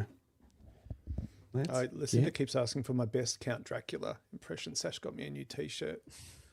Oh, look Got at that. Count all over it. I couldn't work out why she was asking for that earlier. Yeah. Can't give us one, Greg. You got any? Two. There you go. That's it. That's all you get. Nice. Have you seen Hotel Transylvania? The animated show? Yeah. Movie? Yeah. Yeah, I've watched it. You got to say blah, blah, blah. Blah, blah, blah, blah. Thanks, Lucinda. Okay. I'm going to press the button and do the thing. And Who we then got on tonight with the images? Jesus, a lot. There's a looks like there a lot. is a ton. And I've got some too, and you've got some. Ugh. Where I to don't have any. start? Jim's got none. Well, I've got some, but they're not. All right. We're going to have to move fast. All right. Hang on. I gotta Turbo. bring him up, though. Just give me a second. There's a lot going on in the background here. Da, da, da. Not as much as Jim's got going on with that huge tent. He's He's going to sleep in it tonight. Let's block the door. Yeah, I didn't think. Well, it's big, isn't it? Yeah, it's massive. Okay, so we're going to kick off tonight with David Leparati. These are some more images created for the Queensland Police Service Media Unit, as I stated last week. They own the copyright to the images, and I've blurred the faces of serving members and staff. All images shot with Canon EOS 5D Mark III, various EF lenses, and the 600 EX RT speedlights. Image number 1. Motorcycle officers at speed on freeway, shot at 16mm from front seat of police car at 100 kilometers an hour. Let me try and make this bigger so I can see it. But that is epic. Beautiful motion blur. How old do you There's reckon love these and images are? That is a great question. How old are they, David, if you're in... Says the 5D Mark III. Yeah, so 2015, 2017, 2018. And judging by the bikes and like the livery. Yeah. The livery, Jim. The livery. The bikes are pretty cool. Image number 2, stock squad officer and horse, 1/600EX flash. Image number 3, technician, 2 600EX flashes with blue gels behind the racks, and the subject has a flash with softbox as well. Nice use of gels. Wonder what they're doing. Just like hacking the system. Yeah. Yeah. The mainframe. The mainframe. That's generally what you like to hack. In their livery. Yeah. Image number 4, drug lab testing, 2 600EX flashes. Oh, look, I've done my fair share of drugs. I've never worn that sort of get up. No. It's how you really breathe it all in. And you really just, in case you Keep it in. Yeah. Very interesting. This would be a fun shoot. Yeah. Really fun. Those masks suck, by the way, for trying not to get like flash, like reflections on. Oh yeah. Oh yeah, they do. We had a lot of trouble with that. Yeah. Because they're curved. Fully curved. You're going to get reflections almost from anywhere. So well done on these, David. Toxic gas. Toxic gas. Oh, sorry. What year do you reckon these were taken, David? Now, image number 5. EORT officer. Yeah, explosive ordnance response team. 3 600EX flashes, 1 softbox right, 1 left rear rim light, and 1 on the background. See, I'm so glad that he also had a reflection, because we had a lot of trouble. It's really tough to avoid reflections on masks, And then still get light in, like, on the eyes. Yeah. Yeah.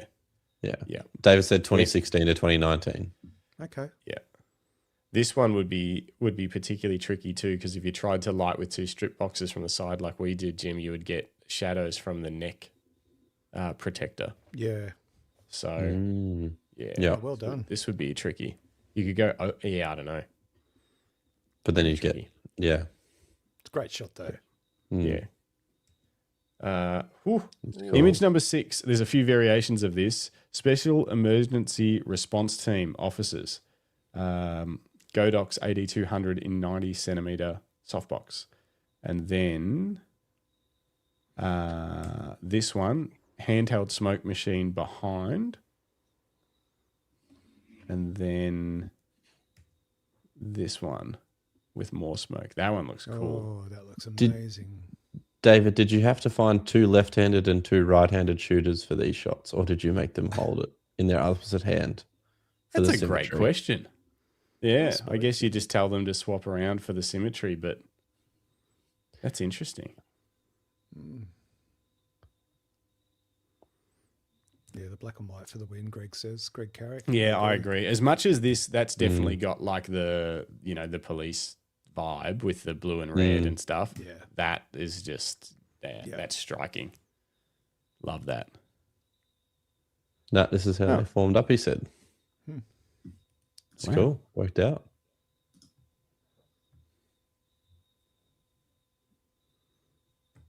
Very cool. Yeah, epic work. Okay, hang on. And I think there's one more.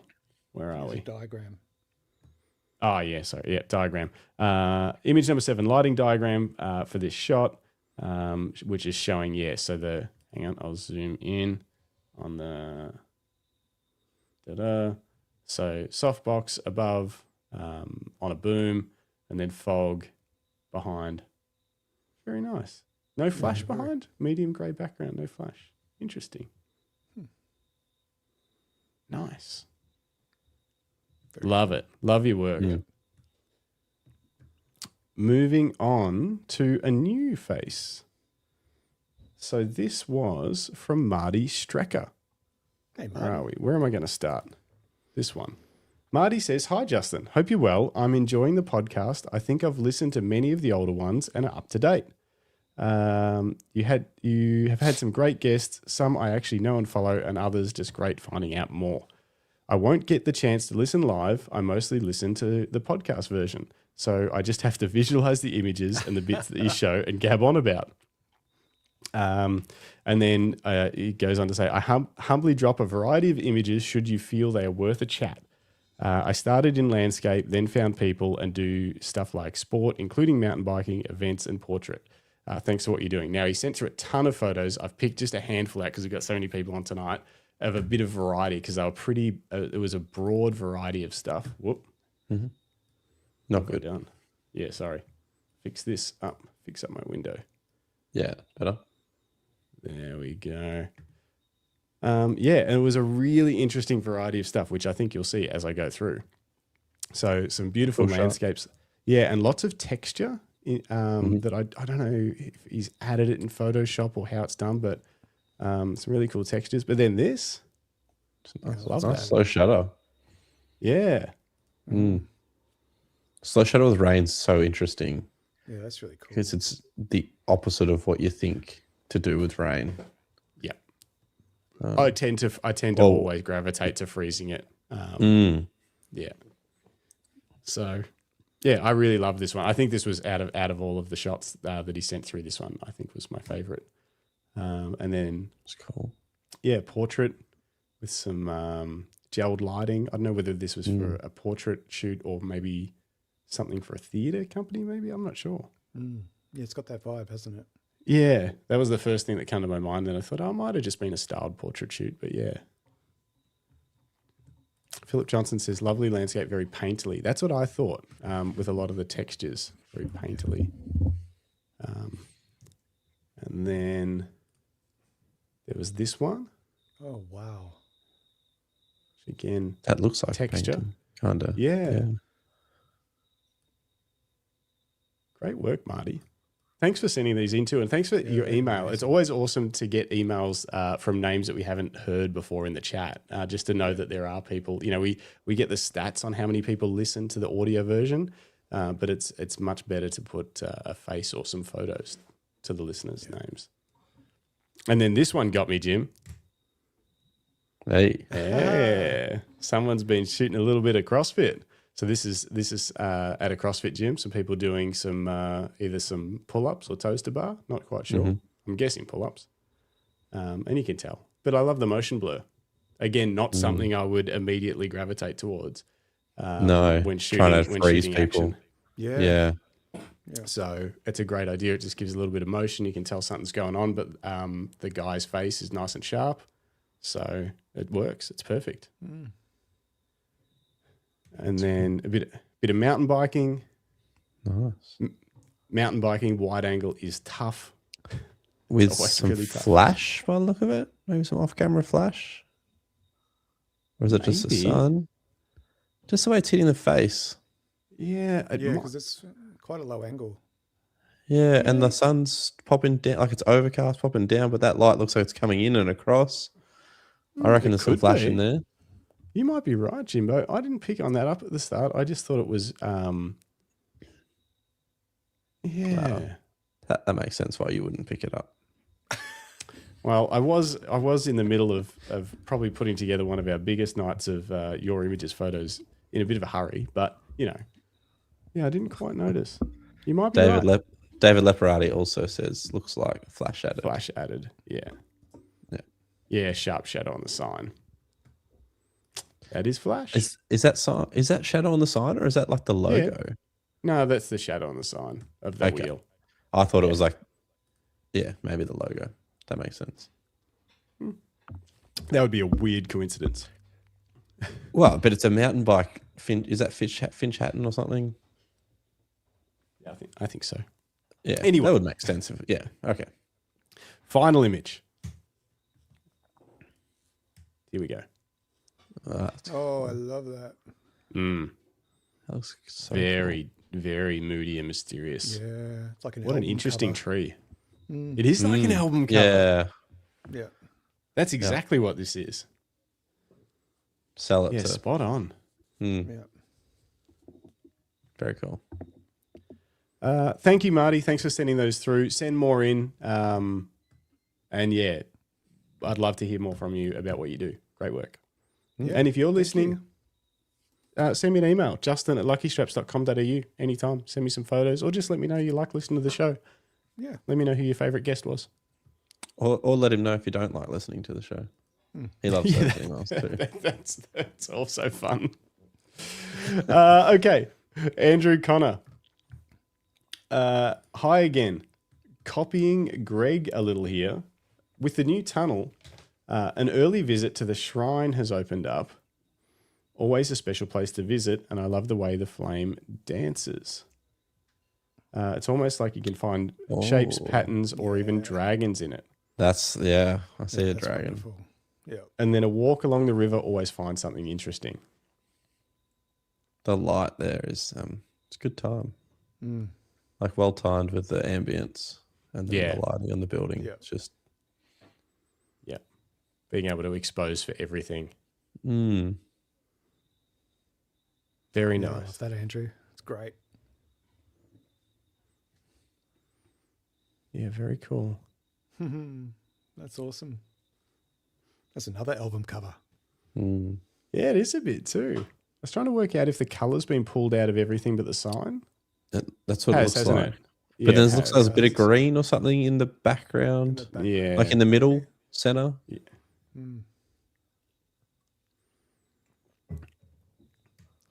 And then more from Andrew. The architecture. Very cool. Yeah, I have to go check that out. Dennis is asking Nice, well done. where is this shrine? And It's on apparently it's St. on Kilda St Kilda Road, Road. It's all part of that whole spine of green that goes through St Kilda Road, the Botanical Gardens. It sort of backs onto the Botanical Gardens and that sort of across the river into the Treasury Gardens then and all that sort of area, Birrarung Ma. When you come to Melbourne, we'll go for a walk. I'll take you down there. Up next, we have Paul Sutton.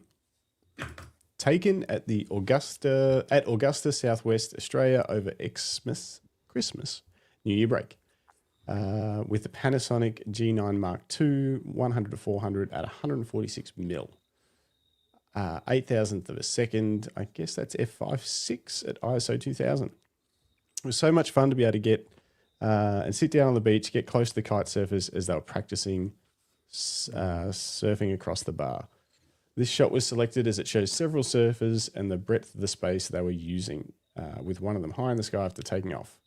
Augusta is a mecca for kite surfers and consistent strong winds, and the lagoon offering flat water, while the other side, closer to where I was, gives ideal conditions for the more advanced riders.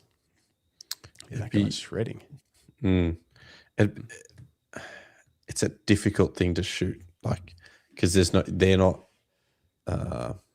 pattern to their movement. So they're kind of obviously just going with the wind. So to line things up like that would be, You might, if you wanted this specific shot, you might have to wait for a long time to get this, to be like, I want someone in the air and then I want some other guys in the background, and definitely. It would not be easy. Do you guys like your adventure sports and jumping off shit? Have you ever tried this? No. I really thought want to. about it. Yeah. I've thought about it, but because we don't really have the ideal, you can do it on our lake here, but it's not ideal for it. Yeah. The conditions aren't quite windy enough and stuff. And it's always been a proximity thing for me. It's like, would I travel to the coast to do this when we've got waterways and a boat closer? Yeah, that's fair. But I did always used to say, if I found myself without a boat, I should probably try this sport. Yeah. So it's very similar. Just learning the kite. Learning to fly a kite. A lot. Yeah. You need a lot of knowledge of the wind and all that sort of stuff. Yeah. Awesome. Very cool. Well done, Paul. All right. Up next, the one and only Lisa Leach. Hey. Now, please see my image for the podcast this week. I have cropped and recropped, and I'm not entirely sure it's finished just yet.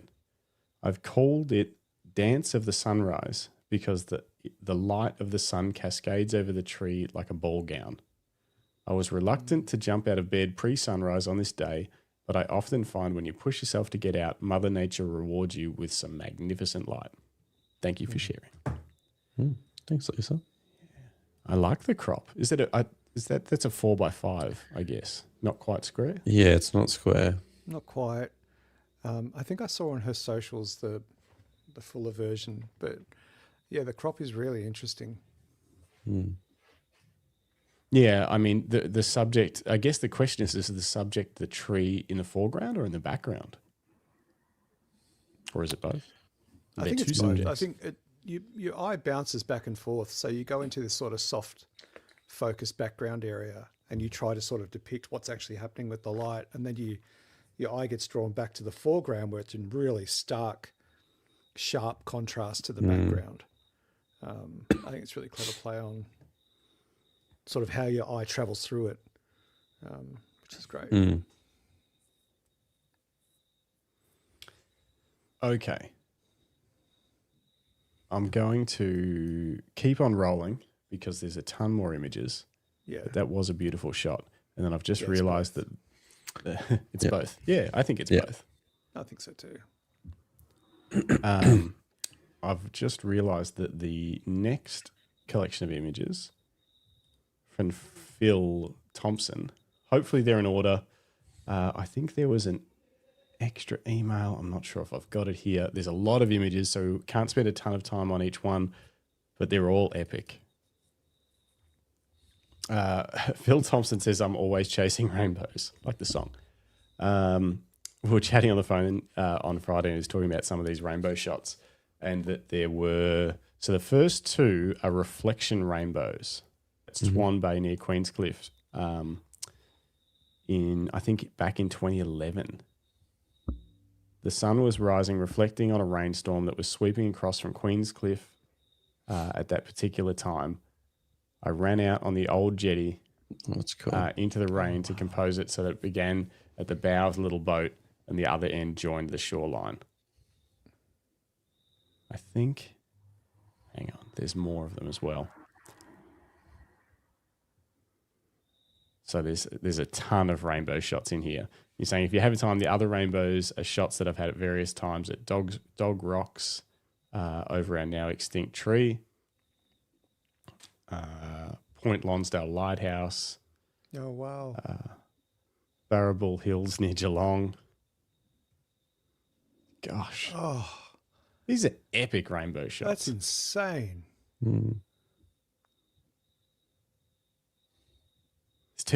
It's like so many rainbows. I could spend 5 minutes on each one. Look at that one. Look how it joins in like two distinct spots. Out of that. Yeah. I don't know if we're still might be at the Lake of Sands Golf Links in Torquay. I'm not sure. I've lost track as to where we're up to on this list of images. But they're all around the Geelong area. That's almost like an optical illusion. The way it draws you in, the clouds, the vegetation on the ground, all the lines are just pulling you into the center, and it feels like it gets magnified by the rainbow on the top half of the frame. Yeah, the lights is beautiful on all of these. Another one. Oh, gosh, these are all just. That's crazy. I want to get one of these. You got all of them. Stealing all the rainbows from the rest of us. Like a Pink Floyd album cover. Yeah, these are truly beautiful images.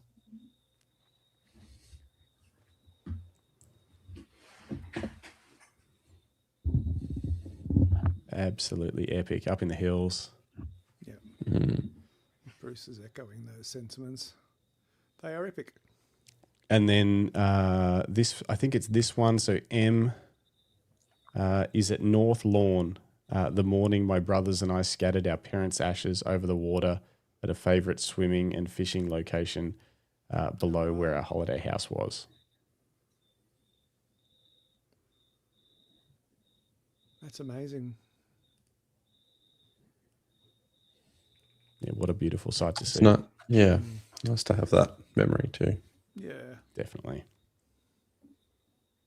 Thank you for sending all those through. That is one of the most epic rainbow collections of images I've ever seen.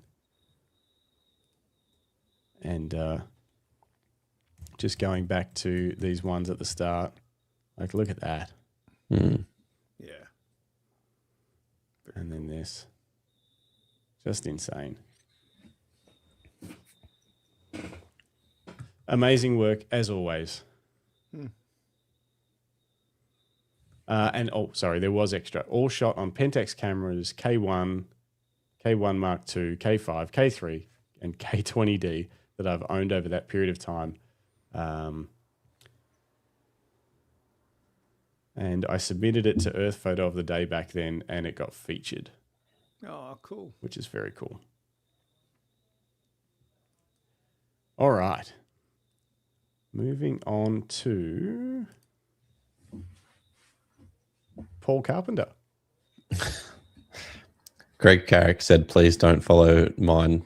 These with mine list." Okay, I'll wedge a couple in between. Paul Carpenter had my first attempt developing film at home this weekend. Used the massive dev app that Joel Alston recommended, which was easy to use, and I managed to get some images. Well done. These are just pics taken on the phone with an iPad. I was like, phones don't have film. I get it now. Taken on the phone with an iPad as a light source, hence the low detail. I have a small light box on order and a 35mm by 0.5 macro lens to try next time. It was great fun. Think I'll keep going with this. Let's have a look at some other ones. Very cool. Yeah, develop your own film. That's super cool. Even just getting it to turn out would be an achievement. Yeah. Let alone getting a photo is it's just an achievement in itself. Yeah, I love that one. Again, there's a timelessness to these black and whites. I know the subject matter makes the time ambiguous, but there's still this timelessness to those black and white frames. I love it. Kyle Atwood says, great work. I'm currently sitting here scanning rolls of FP4. I processed the Savo. That's cool. Oh, nice. Bruce says he's huffed the chemicals. He's now addicted. Yep. Yeah, awesome work. Great work. I can't wait to see more film developed from home. Maybe I'll have to try it one day, but I just don't think I'm ready. It's so much nicer for me just to send them off to John at Lunar Labs and be like, work your magic. Yeah. Even when I do his questionnaire, he lets you choose what scanner and stuff you want, but there's a setting that's just like, you decide.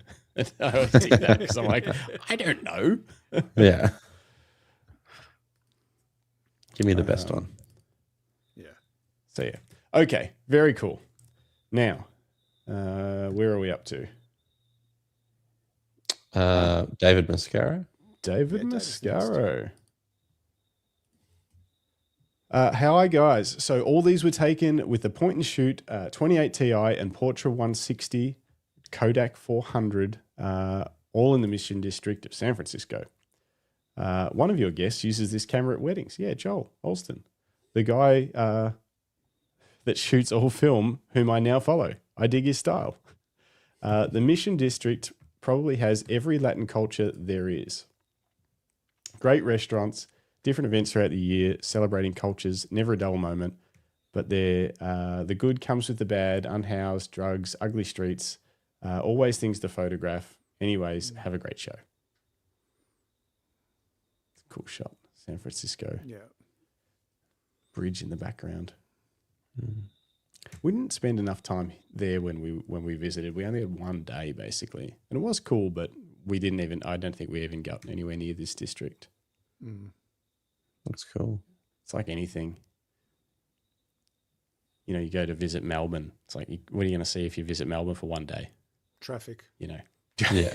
Yeah. Exactly. But if you do go to Melbourne, go to South Yarra and visit Greg's house. Yeah. Drop by. Have a You can cuppa. see single-use items only.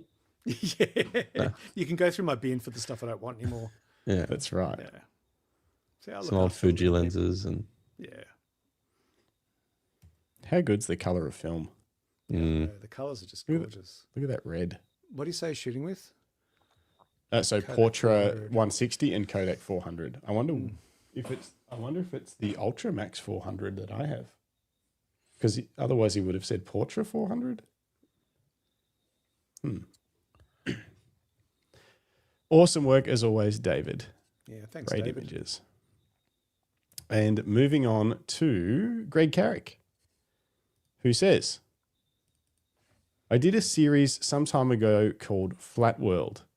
I wanted to see the normal world in a different way to remind myself that there's always something worth seeing if you look. Notes on gear? No notes on gear, as the gear is irrelevant. Nice. These are nice, but I don't know, to me, there's something unsettling about this. You reckon? The first one wasn't, but this one does feel unsettling. Yeah. This one's like a little bit creepy. There's something a bit kind of animalistic about it, isn't there? Like antlers and... Yeah. It's kind of like a face almost, with the green below, or his eyes and little whiskers below that. Maybe that's what it is.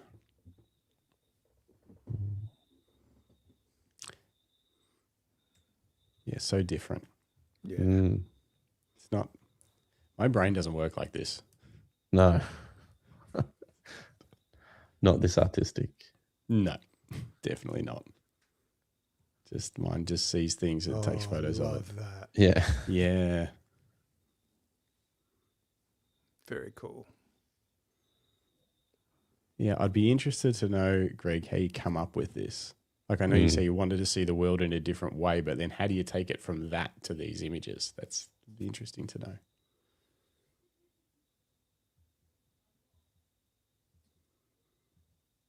Yeah. Very cool. Very cool. Very cool images. Drugs. Greg just said drugs. Well, at least he's honest. Well, what sword? You know, Yeah. this is a, Give us a there's a number. reason we asked for the specs and stuff and what gear you shot and what settings, you know. What did you take and how much? We're a sharing podcast. That's right. No gatekeeping. No gatekeeping. Is this in reference to the images, Bruce, or the drugs? You just play. Okay. Moving I'll on. be back in a second. Okay. Flick. Felicity Johnson. Here we go. Here are a few photos. Thanks for having this segment. I was just looking at photos by other photographers, and I love all the encouragement from you guys and the Camera Life family. Well, thank you. Thanks for being a part of it. Yeah. Now, I've started the wrong part, but that's okay. Saltworks up near Kerrang, DJI Mini 4 Pro. I love the Mini as it's nice and quiet, small enough to fit in a camera bag, and was affordable. Yeah, and the image quality is great too. I've got a Mini and a Mavic 3 Pro or whatever it is. And obviously the bigger one is better, but it, you know, sometimes it's just, like you say, it's noisy, it's noticeable, and it takes up a lot more space in the bag. So those colours are insane. That orange is It's just gorgeous, isn't it? so vibrant. I've never been up to this area, I don't think. I've certainly never explored it with a drone. If I've been should near check the it out area, one I've day. just driven past. Yeah, I think I should. It's not far from your place, is it? What would it be? Hour and a half? 2 hours? I'm not sure. That's just like heading to the Kerrang. supermarket in South Yarra. You just get stuck in traffic for an hour and a half. Maybe it's only a bit over an hour. Can't Yeah, okay. remember. Used to go up that direction when I was a kid, Yep. but haven't been there for years. Another image, Pelican in flight. Sitting in a small speedboat, we rotated in a circle as the Pelican flew around us. Nikon Z8 with 180 to 600mm lens, shutter speed at 1/4000th of a second on the Murray River, Turrumbry, a place I do know very well. Yeah, That's amazing. that is insane. Is that cropped much, or is that close to like how you shot it? That's crazy. So much detail. It's so close.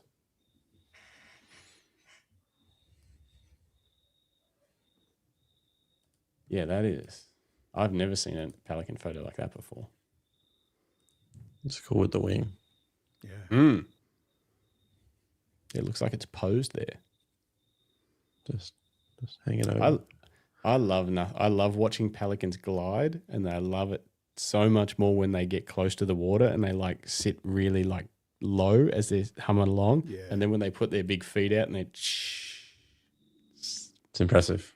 Yeah. it is very cool. Because they're a Those big bird. They're a big bird when they What come was in the for their sound? water landings. They put the big feet out. Last one. This one's called Snooze and Groom. Bendigo Agricultural that's Show. gorgeous. I grew up in a dog show family who ran obedience classes, and we had Australian champion level standard poodles. I had to snap this photo as I remember there was always the partner or the kid sitting around in the background looking bored. Not another dog show. Yeah. He's dreaming of like the golf course or, Mm. you know, a beer by the pool, but no. Yeah. Or just going home. Yeah. just being in bed. Yeah. Anywhere but here. Very cool. All right. Very, We're getting through it. We're getting through it. getting there. Where are we? The Dennis Smith. Dennis Smith. I found my Canon 450D and 50mm plastic fantastic. My first camera. Plugged a battery in and boom, fired up. Took it out for a night, made a bunch of work, and the files looked stunning. It was like going on a date with an old girlfriend. Lots of stories, a few tears, and amazing new memories. And of course, no one on the socials noticed a thing. It's true. It's true. You could have told me that this was from a brand new camera that's yet unreleased and is the most epic thing you've ever used. And I'd be like, wow, I wonder what sort of camera it is. This photo looks amazing. But to be fair, you could give Dennis a pinhole camera and he would still make magic. Yes. Yes. And Dennis says, that looks a little soft. It's tack sharp. It is tack sharp on my screen. You are viewing it through a live stream compressed. It's probably not getting all of the, many megapixels as the 450D could possibly provide. But yeah, it does look wonderful on the screen. Oh, and there's a sick BTS vid on the YouTube. So go and check that out. Go to at the School of Light, or just search for School of Light, Dennis Smith, or whatever on YouTube, and check out the behind the scenes of making this images. Okay. Next, Philip Johnson. Where is he? Down here. Let's start with...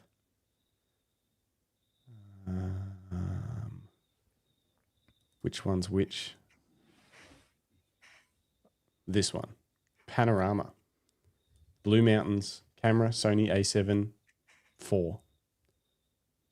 Lens 7200, 2.8 Mark II. Another morning shot of the Gross Valley in Blue Mountains National Park. Sometimes the clouds just sit on us. Shot as a pano handheld. Nice. What am I seeing there? Is that a detail or something? No. I think it's just a rendering I was getting on my end. I think it's the rendering pushing through that's making the rocks look like a bit over. Yeah, I thought it was a overshadowed or something. helicopter at one point. But Yeah, no. It's a big pano. yeah, it looks Yeah. cool. The file's the file's big. Look at this. Clouds and fog. Yeah. You live in a beautiful part of the world, Philip. Mm. Yeah, we don't get that in Bendigo. No. Our mountains aren't as big. No. And there's another one from a similar spot. Oh, wow. It's cool. Good framing. Mm. Let me make my screen less pano for you guys. There we go. Nice.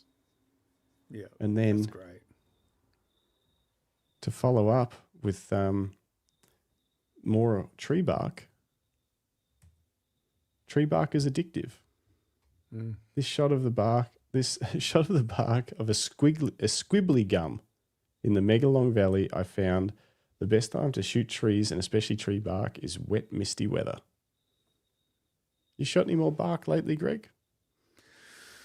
Every now and then when I'm out with the camera, I'll grab a couple of shots. Sometimes I edit them, sometimes I don't. But yeah, it's certainly once you get an eye for it, it's like macro. You start just looking everywhere for it. You start seeing it. Mm-hmm. I've never done it. Might have to try it. should. I was Some actually thinking interesting about. trees. You've got some interesting trees. Yeah, like the bark would be interesting, I think. Yeah. Oh yeah. I was been thinking about macro a bit lately. I'm gonna do it one day. Mm. Let me give it a try. Good You've got some interesting trees. I do have some interesting trees. Mm. There's bugs everywhere. Oh, you've got that. So- Yeah, you've got a big, what's that big pine tree you've got at the front? Norfolk pine. Yeah. Yeah, I had one of Yep. those growing up. There's a bit of stuff in my backyard and front yard that I could play around with. Plus, we've got the creek and stuff. I think there'd be a macro world I could discover. But Oh yeah. Mm. Once you The rub- like I said, once you start seeing it, you can't not see it. can't unsee it. Can't Do unsee they it. make a 50mm macro for Canon? No, but they've got a beautiful 100mm macro, which is an owl lens. You need another 50. There's no other 50s for me to get, Jim. I've got them. I'll email Canon and tell them to make a 50 macro. I'm all 50'd out. But yeah, I thought about it and then I was like, I've got a 35, so I'll play around with that. It's a 35. It has a little bit of macro capability. That would be enough for me to have a little play with. But like everyone says, it's a close focal, like a close working range to really do much with. Yeah. Yeah. So. Cool. Great shot, Phil.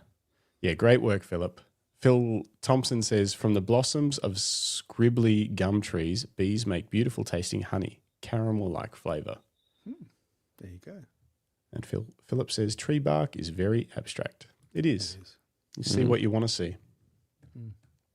All right, that leaves, I think, just myself and Greg. Who do you want to go first, Greg, me or you? You go first. We'll end on a high note. Ha, ha, ha. Thanks.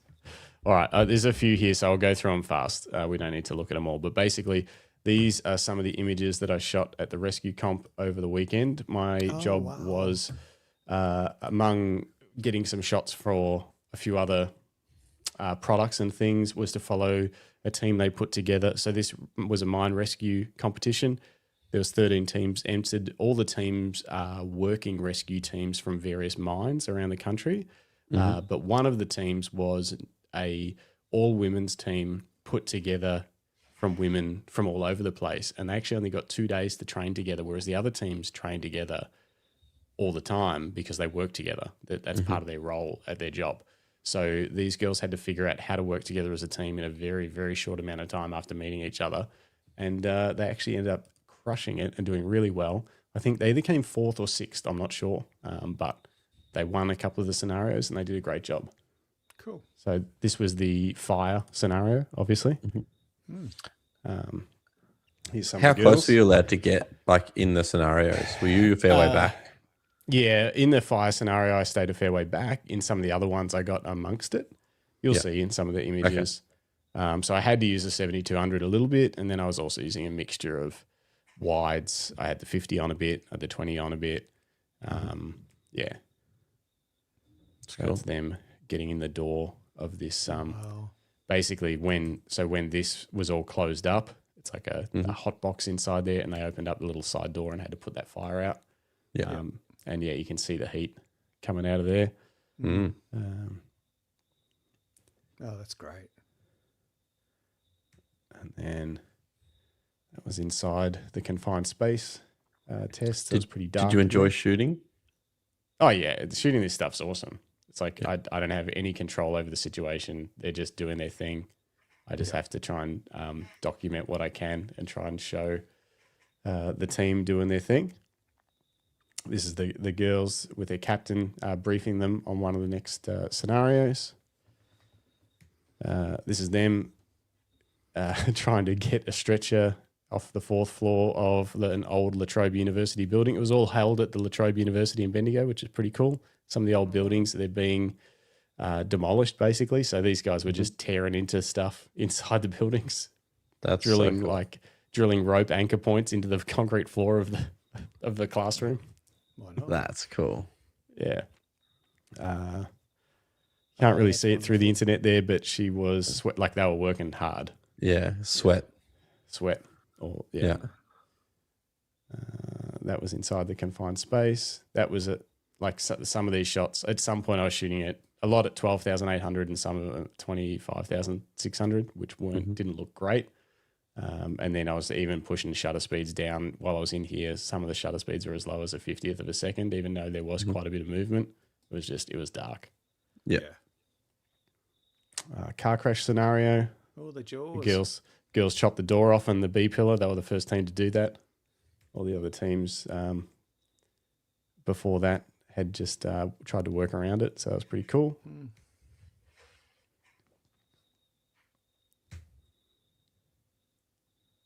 Yeah, they did a great job. They're amazing, Justin. Oh yeah, this is them in the hazmat scenario. So they had to go full hazmat suits. Looked like little jelly beans, like romping around the That would have been hot.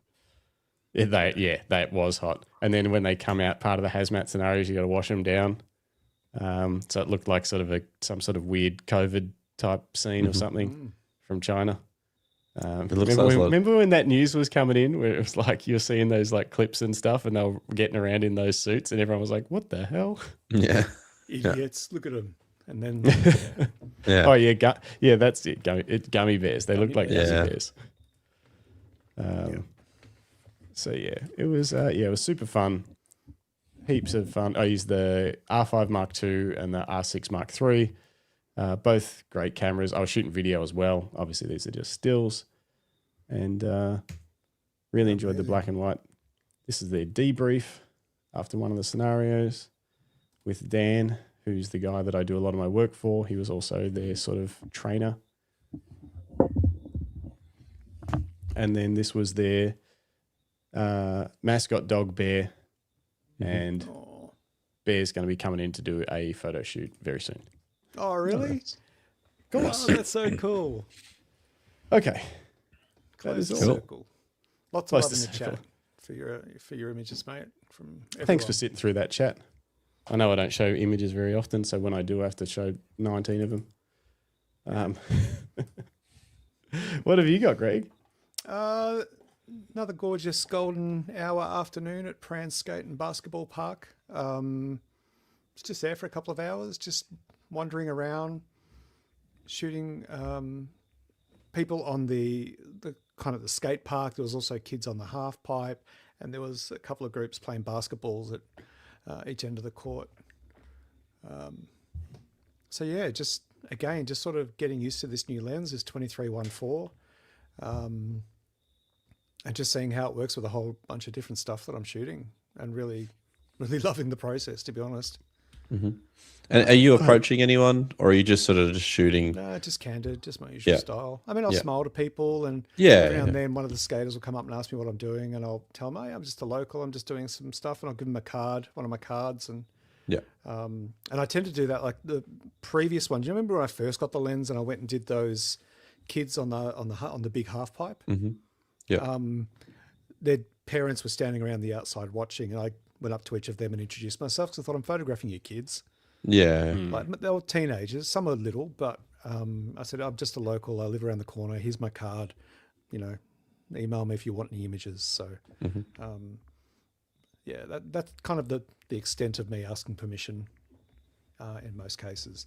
But another gorgeous afternoon, amazing light, deep shadows, lots of really interesting characters, and just enjoying the light and seeing what I could do with it. I love the basketball shots and the framing of this one. Yeah, really cool. Because I'd never shot anything like this before, not basketball anyway. And I thought, Feels like a movie. Just give it a shot. Yeah. And if you go back one, this one, I love the way that they're lined up. Like they're all behind one another. It's kind of like a progression. I was looking for those sort of motion kind of opportunities when they were playing. But obviously, basketball is very dynamic and it's hard to pick the patterns. Yeah. Yeah, you just got to wait and be ready and get lucky. Yeah. Yeah. But, that's half the fun. And yeah, and some of these I just went, oh, wow, I'm just going to turn these into panos. Yeah, this I like that crop. Yeah. And these aren't like a set crop. I just played with the crop until it Just was right. freehanding it.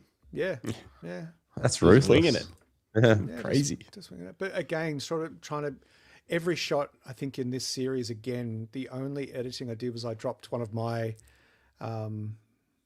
presets that a Fujifilm simulation that I've then sort of altered a little bit, and a linear gradient filter, usually in one of the bottom corners, just to enhance the darkness creeping in, just to add a bit more depth.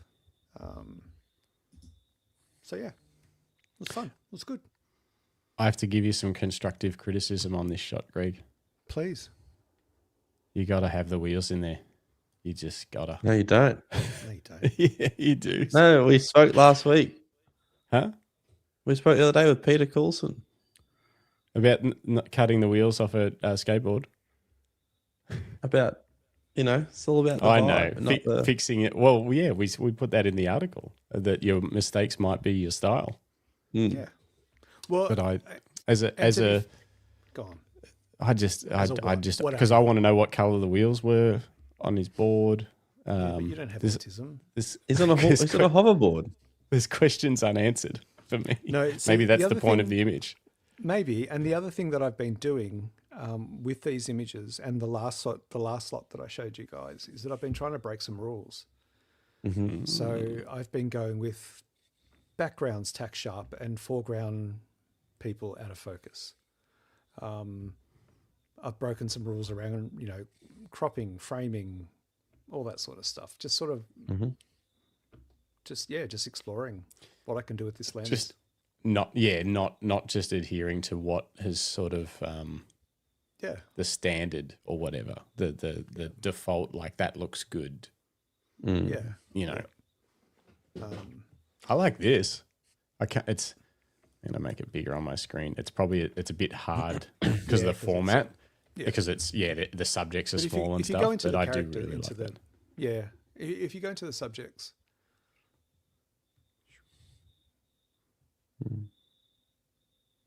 Surprising amount of detail in that crop sensor. Yeah. Uh, Surprising, eh? Dennis has said rules are just someone else's style. Reading the article right now, Justin.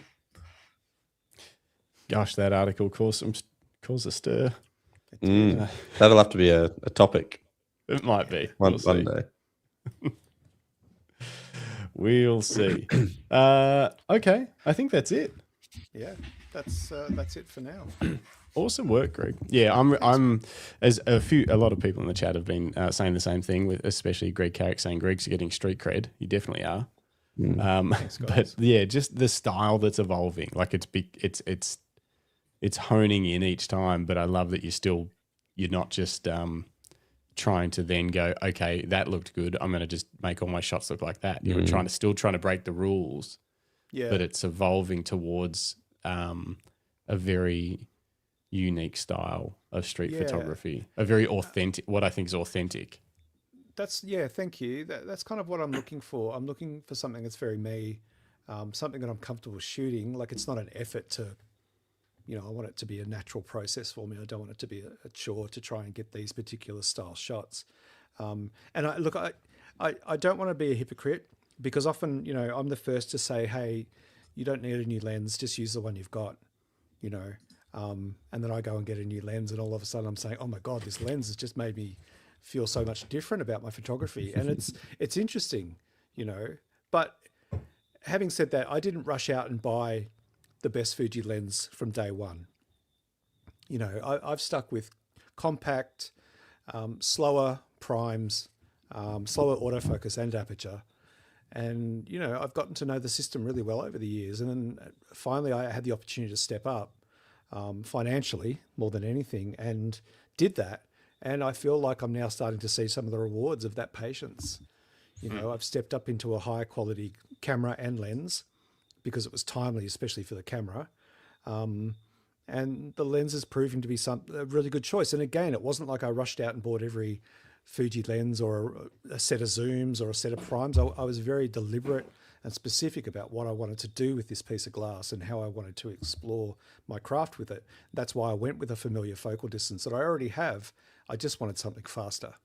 And it's working for me. So I'm leaning into that. So thank you. I think that's a really good take-home point to end the podcast on, is the fact that you don't need to rush out and buy the best version of any lens. Like, look, Jim's a professional photographer and he's still using the version 1 70-200 from Nikon. He hasn't even, you know, they've got a version 2 out. He hasn't run out and bought it. He's still using. He's not bitter about it. His version 1 is almost brand new. So you don't have to run out and buy the latest and greatest. Someone say it's mint. It's like mint edition. Oh dear. But it is a good point. It is a good point that you don't need to have the latest and greatest, fastest or anything. But once you find a focal length you like, or once you know that something's a workhorse lens, or you want to try and experiment with something different, you know, it's not. It's all. You also don't have to go, well, it's not about the gear, so I shouldn't buy a new lens. You know, like you can. There's no. It's okay. There's no rules. It's okay. No rules. It's all right. There is rules, but no rules.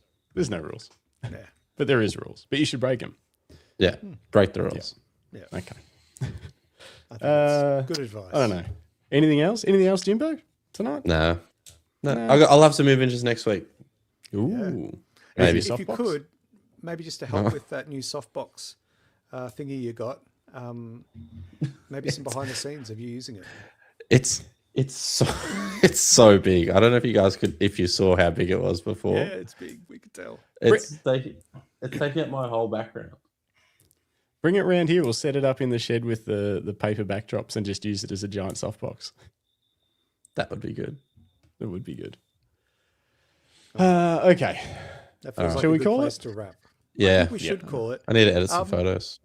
Oh, busy. Well, look, thank you, lads, for yet another wonderful night here on the Camera Life podcast. And for those of you watching or listening along at home right now, we do this twice a week. Every Monday evening, 7:30 p.m., we go live and we have our random photography show where we talk about latest news, latest products. We share things that we've been doing, and we also get to look at your images. So if you want to share your images with us and we can show them on the show, please send them to justin@luckystraps.com.au.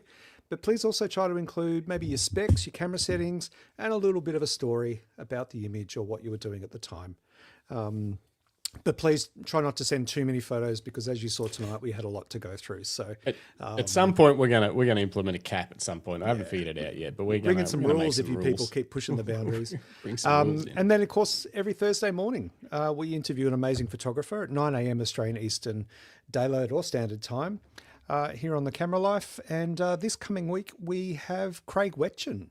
He is a remarkable photographer. He covers a whole lot of different bases. Plus, he's a workshop instructor.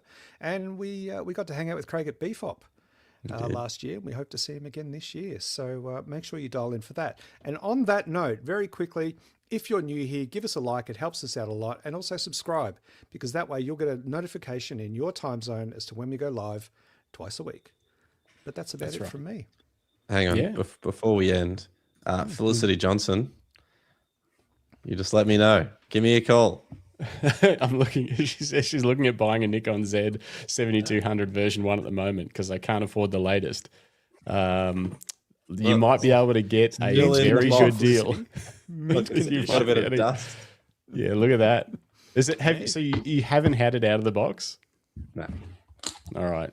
Talk to Jim, Felicity. This might be a deal in the making. He's around the corner from you, Felicity, so you don't have to pay right. for shipping. It's a trusted source. Oh, You can test there. Look at that. It's all still in the plastic. nice. All right, guys. All right. Well, that's easy. Thank you, Jim. Thank you. See you as always. I'm gonna press play and read some comments. Tweak Production says a cap on images and a theme would be cool. I think that's how we got to head towards a theme. Yeah. We might do some themes, and then once a month we'll do just like a free for all week where you can just send in whatever you want. I think that'd be fun. I got an idea. If you're a member, you can send in extra images. Oh, okay. Jim trying There's to like get a the cat, memberships up. and then there's The like member can send. a Okay. Look how yeah. happy he is Hey. with that idea. It could be fun. Bruce Moyle says, "Nice work, everyone. Thanks for another great show. Pity about the caller in. Probably put him on the block list on the phone. Regardless, fun night." Gosh, we're going to run out of music. Tweak also said, "Thank goodness I can stop walking now. Don't recommend the Camera Life workout. My feet and hips hurt." Great show, great images. Thanks to everyone else. Thanks, Dennis Smith. David Skinner, Greg Carrick, he says smash that like button somewhere. Phil Thompson, thank you. Who else? Greg Stubbings, rules are written for the obedience of fools and the guidance of wise people. Nev Clark, thanks. Jason Rogers, thanks. Everyone else that I haven't said thanks. I don't know, the music's over. Rodney Nicholson. Who else? That's all. Everybody. Okay. You got to sing, Greg. Stop. Okay, goodbye. Tired and delirious.